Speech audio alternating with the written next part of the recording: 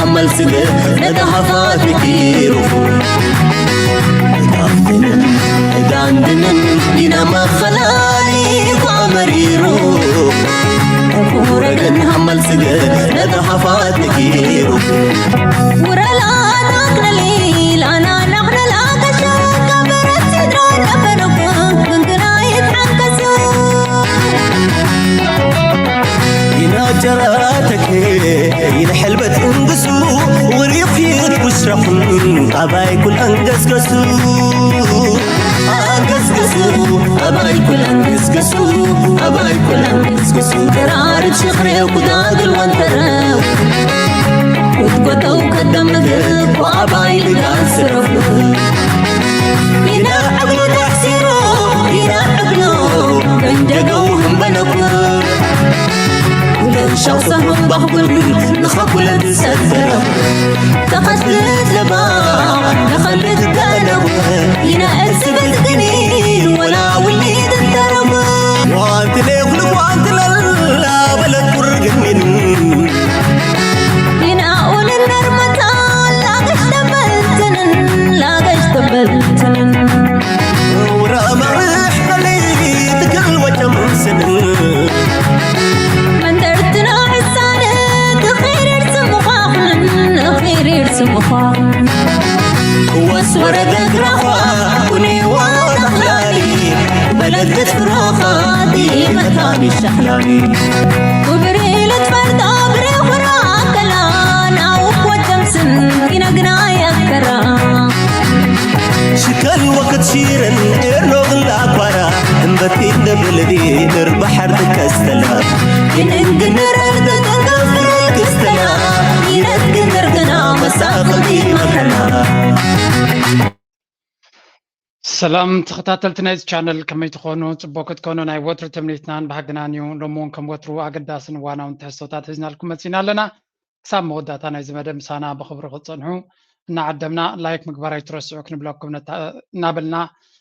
لايك يترسعو إنا خنا تحساسب نفتو نايلو مارستي أقداسن وسانن يوكخون كابير ترا حنتا أقداسن ملغتي متياتن لا شيرك قبرلكم يبعالهم كسمعوا تي مدباتنا انتاي صلوا يقبركم زلو بعلهم سميكم وتمسكريهم اينو قال ترجمتات كوهبا يخليكن بعلهم ناخذ سمعوا كقبركم كابا حليفنا دما كبابينا زرب زلون زقبر زلون بحدا كنريا كنفتنينا تجيبنا دقاقمنا نتي زاج نزي channelنا دقفكم نخدمي توزدوا زلوهم مزقانا ناتنا العليو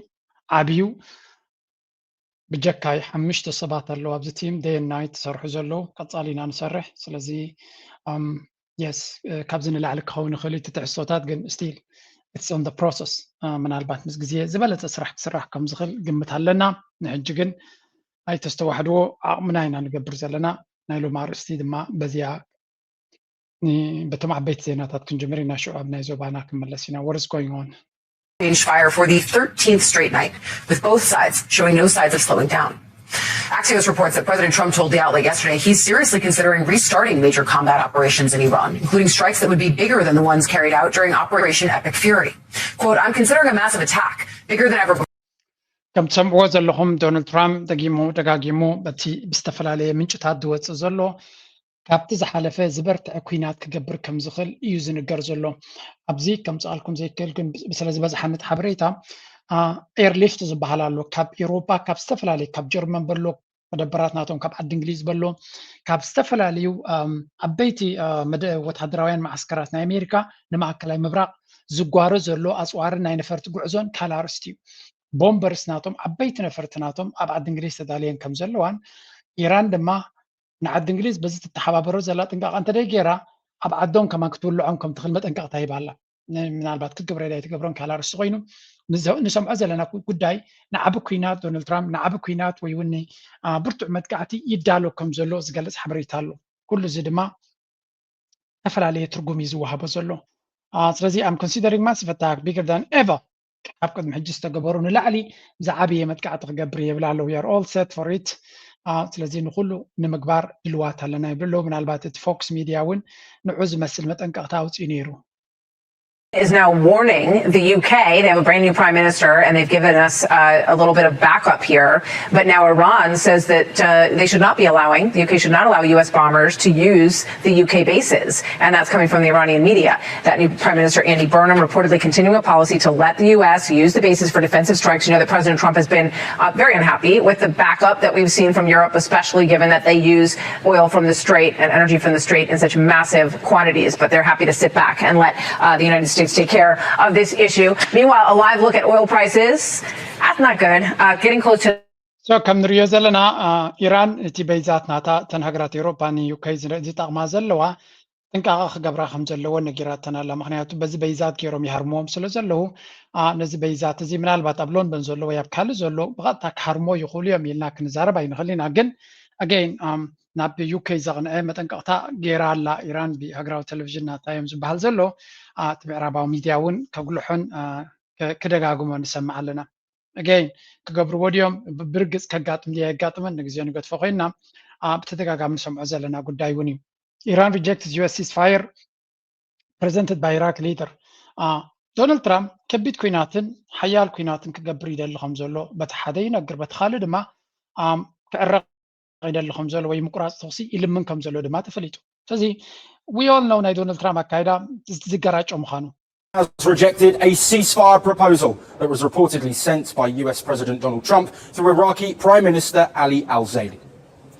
The rejection comes at a time when both sides are exchanging military strikes, rhetoric is becoming more aggressive, and fears of a return to a full-scale war are continuing to grow.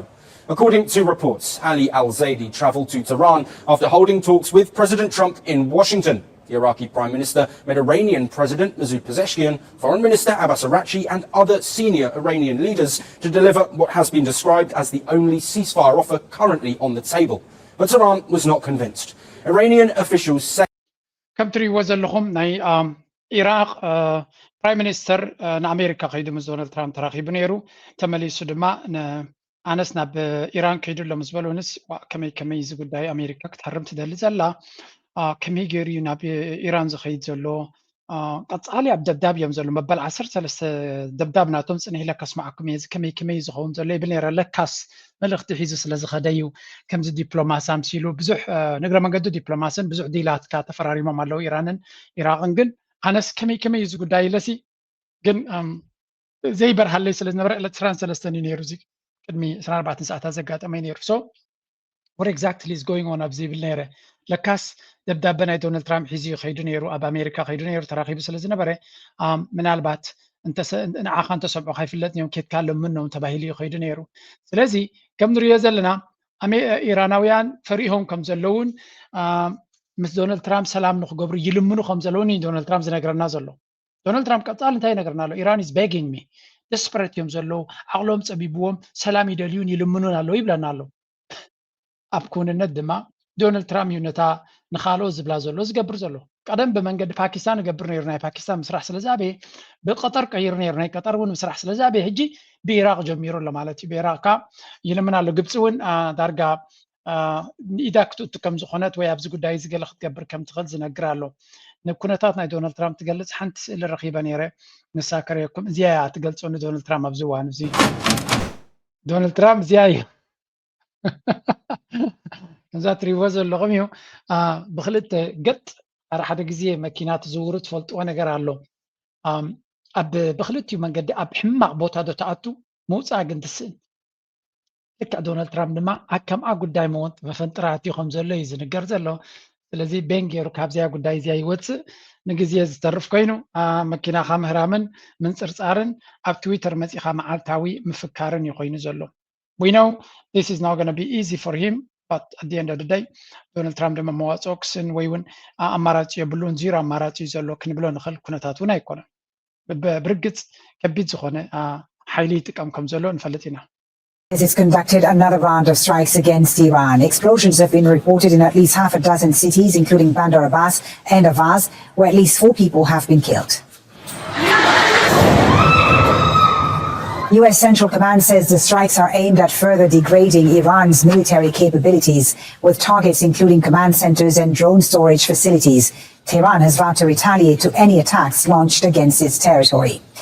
US strikes have also hit Kashim Island, which holds a strategic position in the Strait of Hormuz. Locals there say they've seen fighter jets flying over. ከም ትሪእዎ ዘለኹም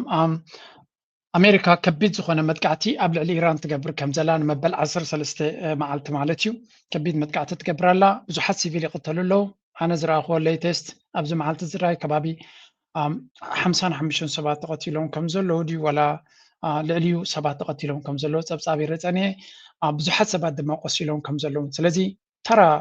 ወታደራዊ ዕላማታት ወይ ገለ ይኮኑ ዝሃርሙ ዘለዉ ርግኣ ትሕቲ ቅርፂ ኣብ ምዕናብ ወፊሮም ስለ ዘለዉ ዝፈጥርዎ ዘለዉ ፀገማት ምግንዛብ ከድሊ እዩ ስለዚ ከቢድ ዝኾነ ኩናትን ምትህርራምን ዝግበር ዘሎ ኢራን ድማ ናይቲ ኩሉ ዝገብርዎ ዘሎ ኣበርቲዖም እዮም ግብረ መልሲ ዝህቡ ዘለዉ ብዓብዩ ኣብተን ከባቢኦም ዘለዉ ሃገራት ከልጅኦም ዝገብርዎ ዘለዉ እቲ ግብረ መልሲ የግዳስ ንኣሜሪካ ኣብዚ ሕማቕ ቦታ ይሃርሞ ከም ዘለውን ኣሜሪካ ድማ እንተቐፂላ እዚ ኩነታት እዚ ክምችኣ ከም ዘይኮነ እዩ ዝንገር ዘሎ ዳትስ ዋይ ድማ ኣሜሪካ ብዙሕ መንገድታት ካልእ መንገድታት ከተናዲ ትፍትን ዘላ እቲ ምትህርራም ብትሕቲ ቅርፂ ዝገብርዎ ዘለዉ ንኣሜሪካ ዝያዳ ከሕምም ዝኽእል ምዃኑ ኣብ ንውሕ ዝበለ ጉዕዞ ዝያዳ ንኣሜሪካ ይክሕምም እዮም ዝብሉ ዘለዉ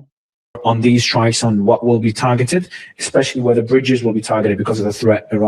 Trump made a couple of days ago. That the Iranians made, that if their bridge got struck, I forgot a week ago, we haven't spoken about that. A week ago, Iran makes a threat. For every time Trump strikes one of their bridges, they will strike the airports and the ports in the UAE, in Dubai and Abu Dhabi. So far out. Jesus. No, it's just constant escalations. And what's been interesting to me is we're finally getting a little bit of like some satellite photos that are happening pretty shortly. እንታይ እዮም ዝብሉ ዘለዉ ብሓፈሻ እቲ ተቕርፂ ዝግበር ዘሎ ብዙሕ ተቕርፂ ናይ ኢራን ክሃርም ምዃኑ እዩ ዝንገር ዘሎ ተቕርፂ ምህራም ማለት ወር ክራይምስ እዩ ገበን እዩ ግን ገበን ከም ፋሽን ተቆፂሩሉ ዘሎ ጀስታ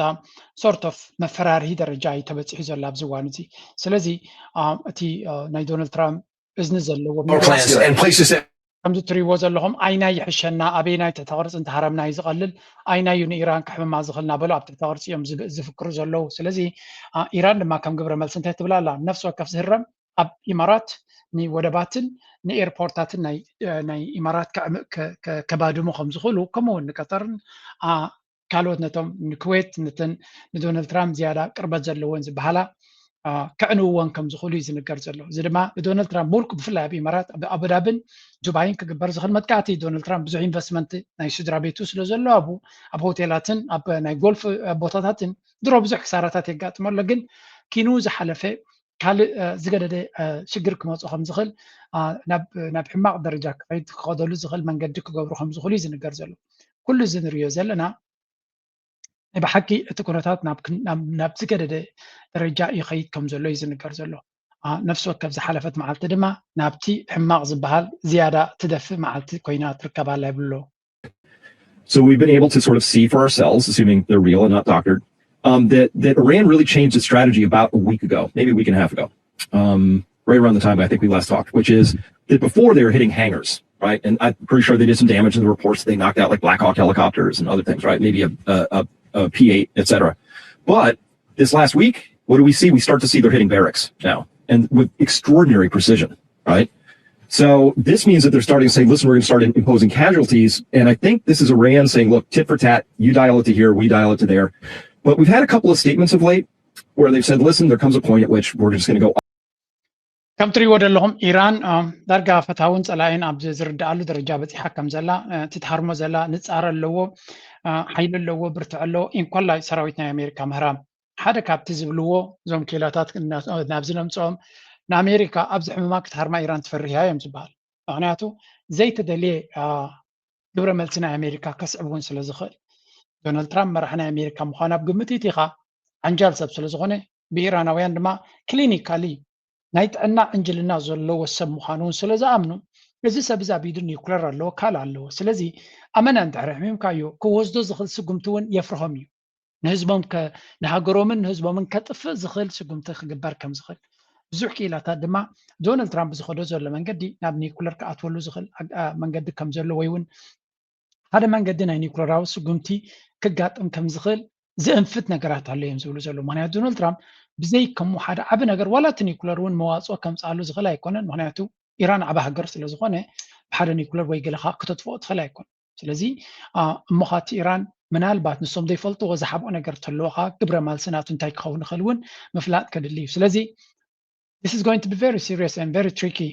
but again ንኩሉ ነገር ኣስተውዒልካ ምርኣይ የድሊ ናይ መወዳእታ ቅድሚ ናብቲ ናይ ቁጠባ ምስጋረይ ሓደ ካብቶም ንዶናልድ ትራምፕ በቐረባ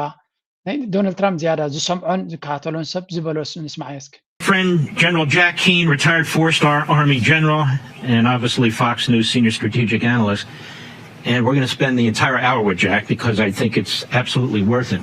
And of course, we're going to focus on Iran here, General. Three things, it seems to me, are our objectives. Maybe two. One of them's my objectives, for whatever it's worth. That is to keep the Strait of Hormuz open. That is to make sure they never have a nuclear weapon. And then the third point that we've discussed before, defeat the regime. Because my attitude is we're not going to be able to contain this regime forever, certainly after the president. So እዚ ትሪእዎ ዘለኹም ማርክ ሌቪን እዩ ዝበሃል ሓደ ካብቶም ንዶናልድ ትራምፕ ናብ ኩናት ክኸይድ ከሎ ዘጣቅዓሉ ሰላም ትብል ቃል ካብ ኣፉን ተመፅያ ድማ ክዓብድ ዝደሊ ገመድ ክሕነቕ እየ ገመድ ሃቡን ኣበይ ኣሎ እቲ ገመድ ዝብል እዩ ኤምኦዩ ምስ ተፈረመ ናብ ዕብዳን ገፁ ኸይዱ ዝነበረ ሰብ እዩ እጅ ተመሊሱ ተስፋ ረኺቡ ኩናት ስለ ዝጀመረ ልክዕ ከምዚ ናይ ብድራግ ዝንቀሳቐስ ሰብ እቲ ድራግ ተኸልኪልካ ክፅለል ዝደሊ ከምኡ እዩ ናይ ኩናት ድራግ ስለ ዘሎ ኣዲክቲቭ ስለ ዝኾነ ኩናት ጠጠው ክብል ከሎ ክዓብድ ዝደሊ ኩናት ክምለስ ከሎ ዋላ እቲ ጀነራልን ከምኡ እዩ ክልቲኦም ሓደ ራይት ሓደ ኣብ ቁሩብ ስምዒታቱ ዝቋፀር እዩ ዝመስል again back to the question ሰለስተ ነገራት ዕላማታት ይረኣየኒ ንዓይ ዝብል ዘሎ ዶናልድ ትራምፕ ድማ ነቶም ማጋናቱ ነዚ ሰብ ዝስምዒ ዝብሎም ደጋጊሙ ማለት ነዚ ማርክ ሌቪን ነዚ ዝሓቲ ዘሎ ጋዜጠኛ እንታይ ዝብል ዘሎ መጀመርያ ወሽመጥ ሕርሙዝ ክንከፍት ኣለና ዝኸፈልና ከፊልና ማለት እዩ ካልኣይ እቲ ኒኩለር ዝበሃል ክሕዙ የብሎም ሳልሳይ ድማ እቲ ስርዓት ክሰዓር ኣለዎ ስርዓቲ ክንስዕሮ ክንክእል ኣለና ይብላ ኣሎ ስለዚ ስርዓት ሪ ተቐይሩ ብዙሕ ነገር እቲ ለውጢ ቀፃልነት ክህልዎ ይክእልን ይብላ ኣሎ ብካልእ ኣዘራርባ እቲ ዝኸበደ ኩናት ንክግበር እዩ ዝጉስጉስ ኣሎ ስጥራይ ግን ኣይኮነ ዋላ ቤን ሸፒሮ ገለ ዝበሃሉ ናይ እስራኤል ደገፍቲ ከምኡ ዓይነት ኩናት ክጅመር ከም ዘለዎ እዮም ዝጉስጉሱ ዘሎ እቶም ፀረ ኩናት ዝኾኑ ንዶናልድ ትራምፕ ድማ ኣታ ከዳዕ ዝብልዎ ዘሎ ከም በዓል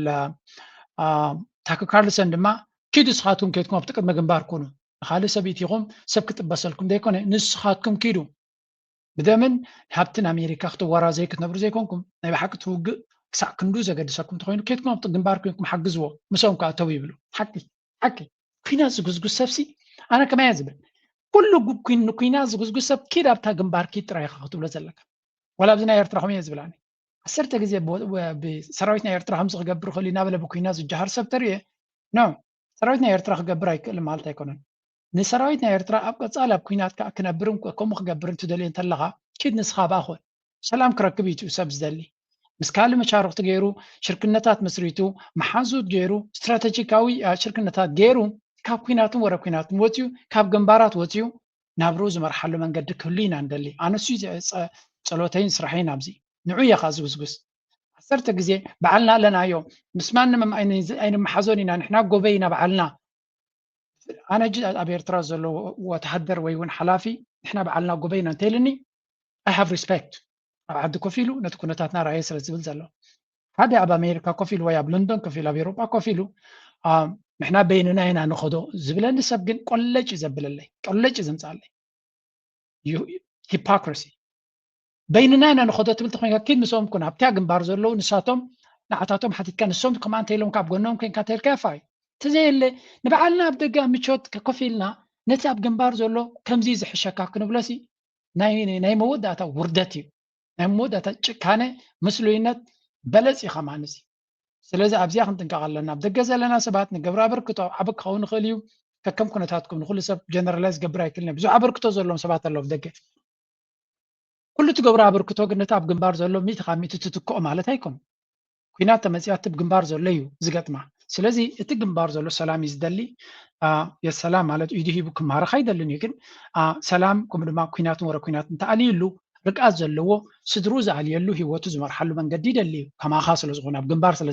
سلازنا برنا سلازي زي قد دايزي بجنبت كيتيغا نزي بجنبار كيدو نابل زفكر زلو دما كومو كيد نسغاته وابتحويب له والله قنا بيك عطوزي and certainly if the Democrats come into power and certainly if some of these Republicans and I don't see the American people willing to keep a cap on that regime for 10, 20, 30 years. So how do you see all this and all the objectives? Well, I agree with all of that. I think what's happened here, we went to a ceasefire on April the 7th, began negotiations almost immediately on April the 8th with the Iranians. And the reason for that was because they shut down the Straits of Hormuz. We started the operation February 28th. They shut the Straits. ولا حنت زسمع يبلون كمي كلتيهم حدا يمكنات كلن تنزبل كان أنا ونزدلين هي زبل حسر زبالة كلن تبلنا جزي خوزدلنا سلزخل. Now من البعض دونالد ترامب أبز قربا من قدونك غير تقينه حدا نقدر يخرج جدو زغل نسدما ندادي زبالة. Bond market just crossed a line it hasn't crossed in 18 months. On Thursday, the U.S. 10-year Treasury yield touched 4.7%. That's its highest level since January 15, 2025. That was days before Donald Trump's second term began. This is a confirmation that higher for longer narrative markets tried to bury earlier this year is back, and this time it's driven by oil, not just the U.S. Fed. The trigger is unmistakable. Brent crude has pushed past $100 a barrel, its steepest monthly surge in a decade.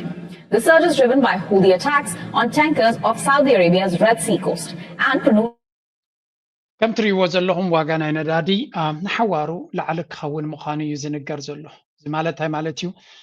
cheap energy زبحال زنبرة حسور ندادي زبحال زنبرة دارجانا بسون سواي جزء يزخيز زله ولا كانوا جزيو أبز مفارقنا يورحش الدشته بسنك TMOU مستقبل حساب $7 بس أنت نبرة حق النزل لو يكون نزي. There's a lot of manipulation أبزي مثلالي كايد كم زلوا معناته نت ماركت بناراتيف جرام يشكع ولو سلامي متصالو كل نجار كم زي دونالد ترامب زبوزولو زرباتات تحوس تمركزين بر بتواجنا يندادين إنه ويحوان كأرة كم زي كونه كلاتهم تمكيلاتنا يتندادين يقولون له زمالته مالته إيرترا كم كانوا تجرد فليه بلا ناي نداد تجمع له شو أبي إيرترا تيس أجمعت كسأنه مخانيو ناو نايرترا تجمع سنة كلا علامات كتوادر خلقة دحان زخونه صقم ويون كسع كندو كسنبت زخل ايكونن ኢልካክት ብንድም ትخلي خبرግጽ ኤርስ በኤርትራ ተጎዲኡ ከሎ እቲ ዝነበሮ ቆስለሲ እንተቀጸለ ደሓንዩ ኢና ንብል ዘለና ጽቡቅ አይኮነን እዚ ቆስለ ዝነበሮ ሽግር ዝነበሮ ይቀጽል ኣሎ ንብል እንታይ ክት ንምባል ግን ከም ዝባሃል ካባና ንላዕሊ ዝጉድኡን ካባና ንላዕሊ ነቲ ኩነታት ንክቀየር ጸቅጡ ክገብሩ ዝኽእሉ ሓይልታት ስለዘለዉ በኣታቶም ጌርካ ቁርብ ትደዓዓስ ዳኣምበር ኤርትራውን ክወዲ ዝኽእል ነገር እዚ ገለ ሰባት ኣለዎም ኤርትራውያን እኮ ይጉድኡ ለወም ኢልኩም ትጽሕፉለይ ሓቂ ሓበይ ደልና ነዳዲ ምኽባሩን ፀገም ምዃኑ ንኤርትራ ዝጎዳ እዩ ኤርትራ ናይ ፍሉይ ካልእ መኻዚኖታት ኣለዋ ኮይኑ but the problem is it's not going to stay here አንተ ብዚያ ናይ ኣሜሪካ ሪዘርቭ ዝነበረ ክሳዕ ክንደይ አንቆልቆ ኢሉ ከም ዘሎ ከሪአኩም እሞ ኣብ ኣሜሪካ ዘለኹም ኣብ ካልእ ዓለም ዘለናን ፀገምና ክንፈልጥ cushion, rapidly shrinking America's Strategic Petroleum Reserve, or SPR, now at its lowest level in more than 40 years. Just 311 million barrels of crude remain in the SPR, about half of where we were just 4 years ago. And it's 100 million barrels lower than in March, with 10... The SPR was a US Strategic Petroleum Reserve, Malatio. ني حماق جزء إلى توهلو زنبرت ندادي ناي أمريكا يوم زارو بزلو سلزي كميلو يوم كل كم زلو strategic reserve level يوم زنقر زلو and this is going to be not a good thing يوم زلو مبزحتهم تحت درجة كم زلو يوم زنقر زلو and the end of the day is good daisy ناب كال شجر كم زخل يوم زنقر زلو مخنياتو أتواجداتنا ندادي حوس دحن كوين زلو خل ندادي بعالم سلزلة يكونن كابتن حماق جزيت حبيب زنبرة ندادي ببزحي تقام سلزلوي إذا بنحماق زي الكعمي كذا لغا كنت ملاخذ كلال لك كمانياتو كاب إلنا ندادي كون كانت تقلل زلها كاباسكي هتقلل زلها تجند ما كودايو مستوى ده الريل تقام ندادي شوية كجات ميام زول زلوا سلزي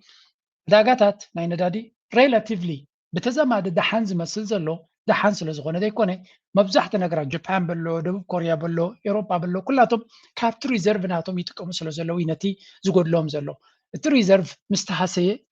بزحات بجمجام أم بمودة أنا يورحشوا عتي بلون يرم ما يبي حجر ما تعداقات كرجاء يلوم نابور حشوا من تساقا يرم مهلو يوم تجمجام إذا لارب manipulation دبلكون كابزيز بقص بزح مثلالات زكبر زلوا كابزيز بقص زلوا and at some point we will have a lot of shock ناين دادي كجاتم كم زغل كيلاتات نايت نجر ينقر له نتوقع طباتات زبهال نتوقع طبعا عالم نمر باش عطيقو تنسيز له دونالد ترامب انتاي قبر اللي سكيب له لنك أنا حداش بوليس دمات أتاتي له انتاي سأقوم سب ذكر دانا يكلني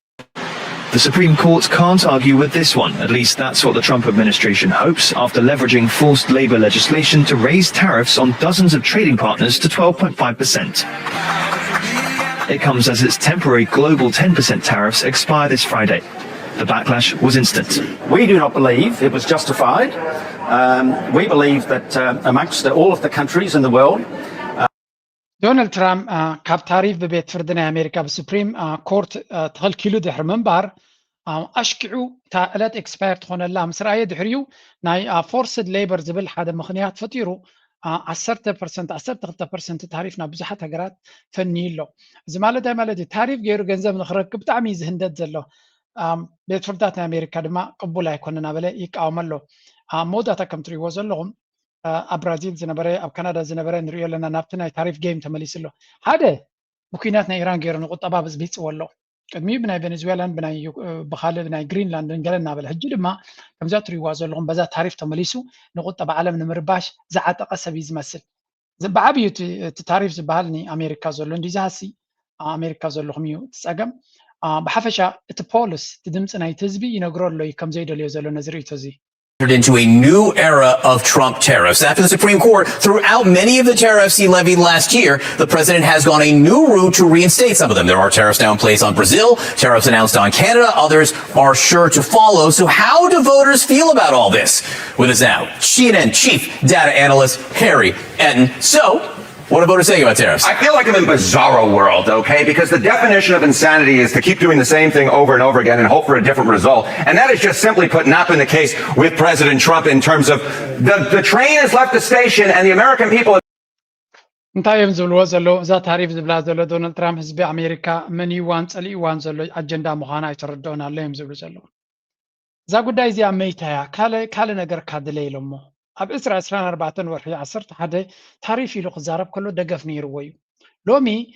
እቲ ንዑ ዝቃወም ዘሎ 63% እዩ 37% ደገፍ እንተለዋ ስለዚ ኣብቲ ዘለዎ ፀገብ ናይ ህዝቢ ኣሜሪካ መሊሱ ዝገደደ እቲ ኩናት ዘይድገፍ እቲ ናይ ታሪፍ ዝገብሮ ዘሎ ኩናት እውን ዘይድገፍ ጠቕላላ ብኩሉ መንገዲ ዝኽተሎ ዘሎ ዘይድገፍ ነገር ስለ ዝኾነ ካልእ መንገዲ ዘይቅይር እዚ ሰብኣይ እንታይ ወሪድዎ ዘሎ እንታይ ዓኒድዎ ዘሎ ወይም ዝብሉ ዘሎ Again, these are ናቶም ድምፂ ኢና ንሰምዕ ዘለና ድምፂ ናይቲ ህዝቢ ኣሜሪካ ፖል ዝግበር ዘሎ ፖል ድሕሪ ፖል ነቲ መፅናዕታት ብስታቲስቲክስ ማለት እዩ እዚ ሰብ እዚ ጌጋ መንገዲ መሪፅኩም ዘሎ እዮም ዝነግሩ ዘለዉ በጣም ይነበነው ዶናልድ ትራምፕ ንዝመፁ ዘሎ ምርጫ ፍርሒ ዘለዎ ይመስልኒ ዘሎ ኣረን እንታይ ኣሚኑ ዘሎ እንታይ ሒዙ ዘሎ ፈፂምካ ክትግረመሉ ትኽእል ነገራት እዩ ፈፂሙ ካብዚ ክመፆ ዝኽእል ምርጫ ናይዚ ሚድተርምስ ፍርሒ የብሉን እዮም ዝብሉ ዘለዉ ግን again you never know maybe Donald Trump ግዜ ምስ ኣኸለ ሓደ ዓብ ነገር ገይረ ከዝድዖ ይኽእል እየ ነቲ ህዝቢ ኣሜሪካ ድዩ ዝብል ዘሎ ወይስ እቶም ብድሕሪ መጋረጃ ዘለዉ ድሓን ከም ገለ ጌርና ከም ትዕወት ክንገብረካ ኢና ድዮም ኢሎሞ ዘለዉ nobody knows but ዝኸዶ ዘሎ መንገዲ ከም ትሪእዎ ዘለኹም ደገፍ የብልካን ፅላለ ማለት ድማ ሓደ ነገር እናገበርካ ተመሳሳሊ ነገር እናገበርካ ፍልይ ዝበለ ውፅኢት ክትረክብ ምፍታን እዮም ዝብልዎ ዘለዉ ስለዚ ዶናልድ ትራምፕ ደገፍ ዘይብሉ ነገር ይገብር ኣሎ ከም መርኣያ ናቱ ድማ ብህዝቢ ደገፍ ይረክብ የለን እዮም ዝብሉ ዘለዉ again we cannot overstate ነዚታት ኣጋኒና ክንነግር ኣይንደልን ኢና ምክንያቱ እቲ ጉዳይ ኣብ መወዳእታ እንታይ ናበይ ገፁ ክኸይድ ከም ዝኽእል ስለዘይንፈልጥ ሓንቲ ለንቀነ ካብ ኤስያውያን ከዓ ዝመፅእ ኣሎ እቲ ፀገምሲ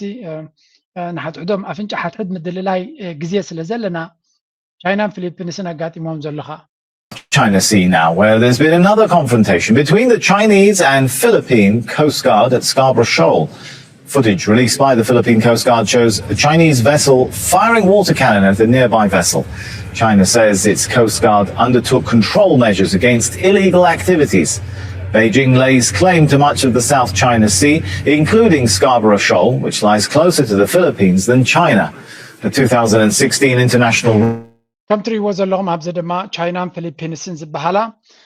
ብዙሕ ግዜ ኣብ ባሕሪ ሓይሊ ባሕሪ ናቶም ይጎራፈት እዩ ናይ ዶብ ፀገም ኣለዎም ኣብቲ ባሕሪ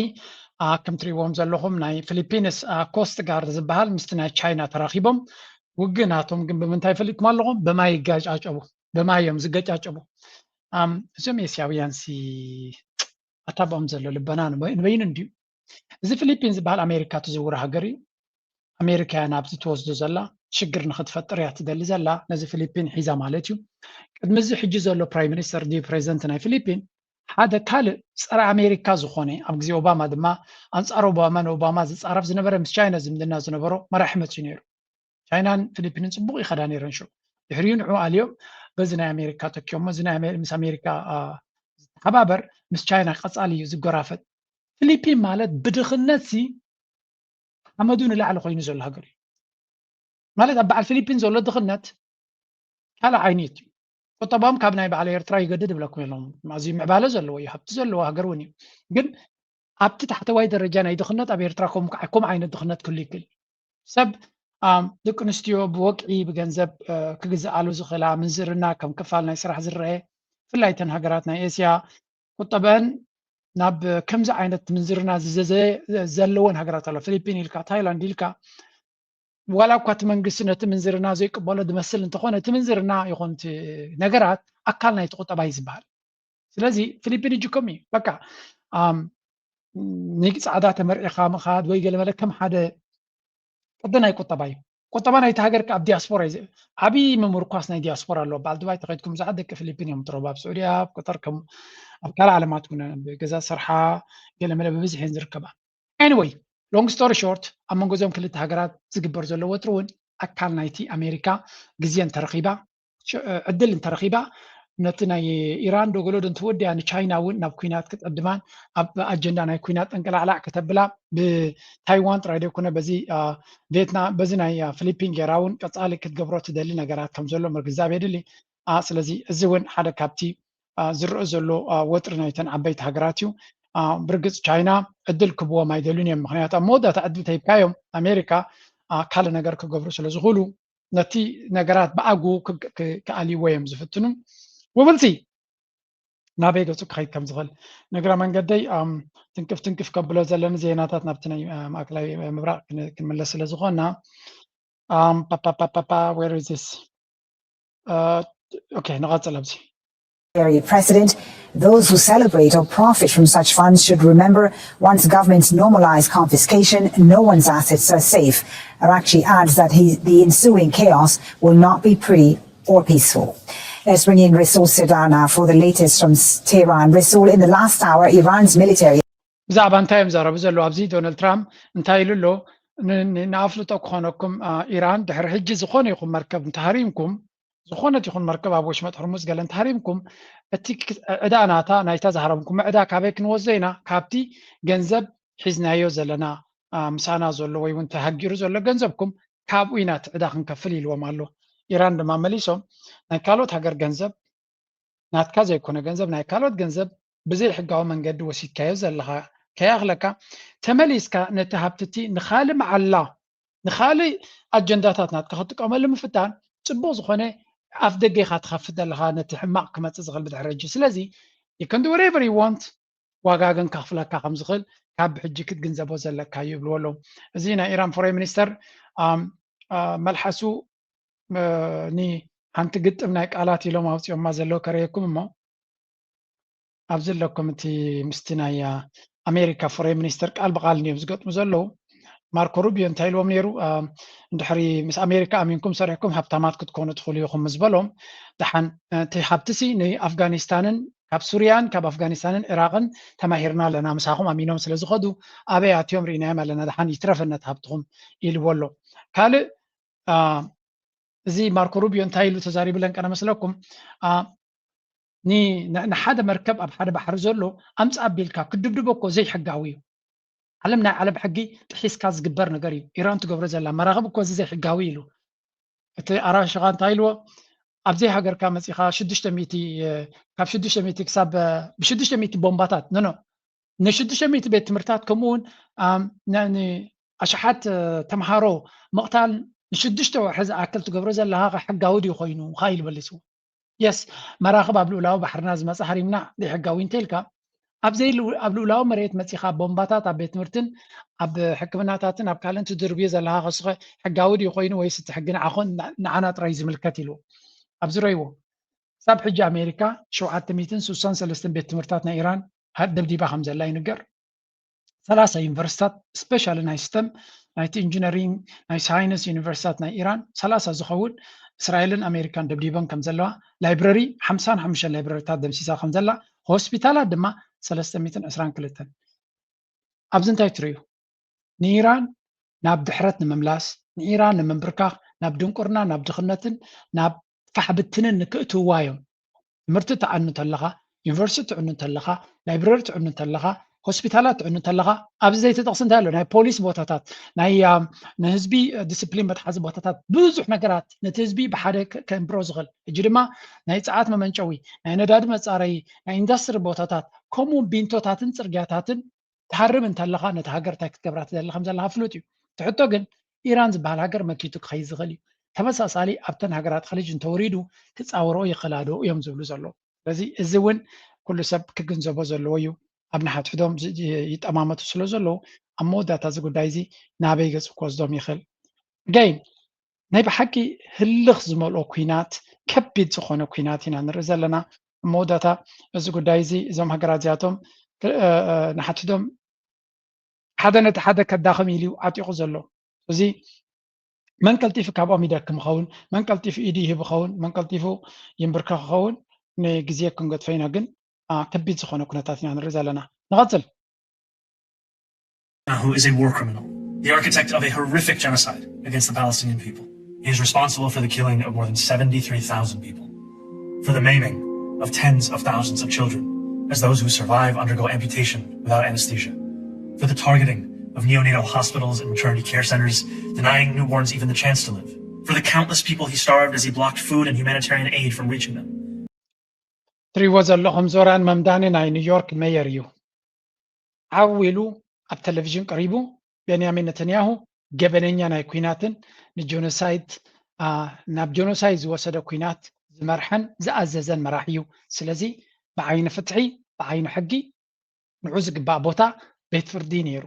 ኖርማል ሕጊ እንተዘፍቅደልና ኣብ ኒውዮርክ ኣብ ናይ ዩኤን ጀነራል ኣሰምብሊ ክሳተፍ ምስ መፀ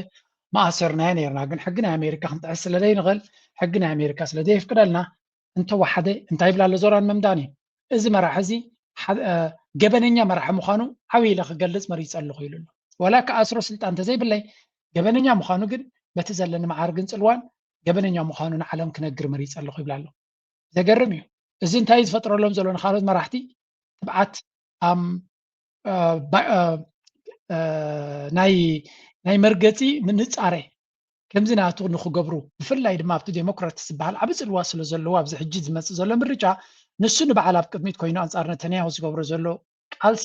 ንፁር ዝኾነ መርገፅን መጥቃዕትን ነቶም ካልኦት ፅቡቕ ዝኾነ ባይታይ ዘንፅፈሎም ዘሎ ከምኡ እናበለ መፅኡ ኣብ ስልጣን ሕጂ ድማ ኣብቲ ዝለዓለ ናይ ኒውዮርክ ሜየር ኮፍ ኢሉ ኣሎ እዚ ማለት ማለት እዩ ንነተንያሁን ነቲ ናይ እስራኤል ፅልዋን ምቁዋም ዘዕውተካ እምበር ዘውድቐካ ከም ዘይኮነ ነቲ ፍርህ ንምስዓር ነቲ ብድሕሪ መጋረጃ ናይ እስራኤል ዘንጢልካ ናይ ፖለቲካዊ ዕምረኻ ሓፂር እዩ ዝበሃል ዝነበረ ከምኡ ከም ዘይኮነ ፕሩፍ ክገብረሎም እዩ ዝፍትን ዘሎ ንእስራኤል ድማ ማራ ይሕሚማቶም ዘላ እዚኣ ወል ኣሜሪካ ቀሊል ሃገር ስለ ዘይኮነ ለንቀን እንታይ ገይሮም መስለኩም ኣብዚያ ግበሩ እስራኤል ዝበሃል ባቀሊል ሃገር ከም ዘይኮነ በዚያ ፍለጡለይ And did it. They passed the NDAA, which enshrined into law the U.S. and Israeli militaries merging together. This is a sad, dark day. I think that all of these people that have voted yes, most of them Republicans, have proven to be traitors to the country, and I don't use that word lightly. I do think they are traitors to the country. They knew about this provision. They put it in anyway. They voted for it, knowing that it would end U.S. sovereignty. This is the most consequential thing that has happened in the history of our government, in my opinion. This is the single most consequential thing. This is the one thing that hands over ኣሜሪካ ናታ ወታደራዊ ዓቕምን ናይ እስራኤልን ብሓደ መውስቦ ንክገብሩ ባይቶ ናይ ኣሜሪካ ኣፍቂዱ ኣሎ ናይ 1.5 ትሪልዮን ወይ ከ ናይ 1 ትሪልዮን ባጀት ዘለዎ ሚኒስትሪ ምክልኻል ናይ ኣሜሪካ ምስ ሓደ 10 ቢልዮን ዘይከውን ባጀት ዘለዎ ናይ እስራኤል ብሓደ ሰብኣይን ሰበይትን ኮይኖም ንክነብሩ መንግስቲ ኣሜሪካ ባይቶ ናይ ኣሜሪካ ብወለንቱ ንሃገሩ ሕሊፉ ሸይቱ እዮም ዝብልዎ ዘሎ ኣብ ኣሜሪካ ዘሎ ጉድ ምናልባት ድሕሪ 10 ዓመት ገለ ሰብ ከመይ ገይሩ ዘይፍፀም ኢሉ ክግረም እዩ ምክንያቱ ኤርትራ ባይቶ ናይ ኤርትራ እዚ ኣብ ታሪክ ናይ ኤርትራ ባይቶ ናይ ኤርትራ ኣብ ስሳታት እንታይ ገይሩ መስለኩም ኤርትራ እዚ ዘለዋ ናይ ኣብ ትሕቲ ፅልዋ ናይ ሃይለ ስላሴ ዝነበርናሎ ኣብቲ ፌደሬሽን ግዜ ባይቶ ናይ ኤርትራ እቲ ሃይለ ስላሴ ሓባቢሉ ሒዝዎ ዝነበረ ማለት እዩ እቲ ዘለና ፈደራላዊ ሲስተም ይኣኽለና ኣብ ትሕቲ ኢትዮጵያ ክንጥርነፍ ይሕሸና ኢሉ ከም ዘድመፀ እዩ ዝንገር ብርግፅ ብዙሓት ካብኦም ኣይተቐበልዎን ግን ብሰንኪ እቲ ፀቕጢ ናይቲ ሃይለ ስላሴ ዝገብሮ ዝነበረ ባይቶናትካ ንልኡላውነትካ ሕሊፉ ከረክብ ከሎ ኢና ንርኢ ዘለና ናይ ኣሜሪካ ባይቶ ናይ ዓለምና ዝዓበየ ዲሞክራሲን ሓያልን ዝበሃል ሃገር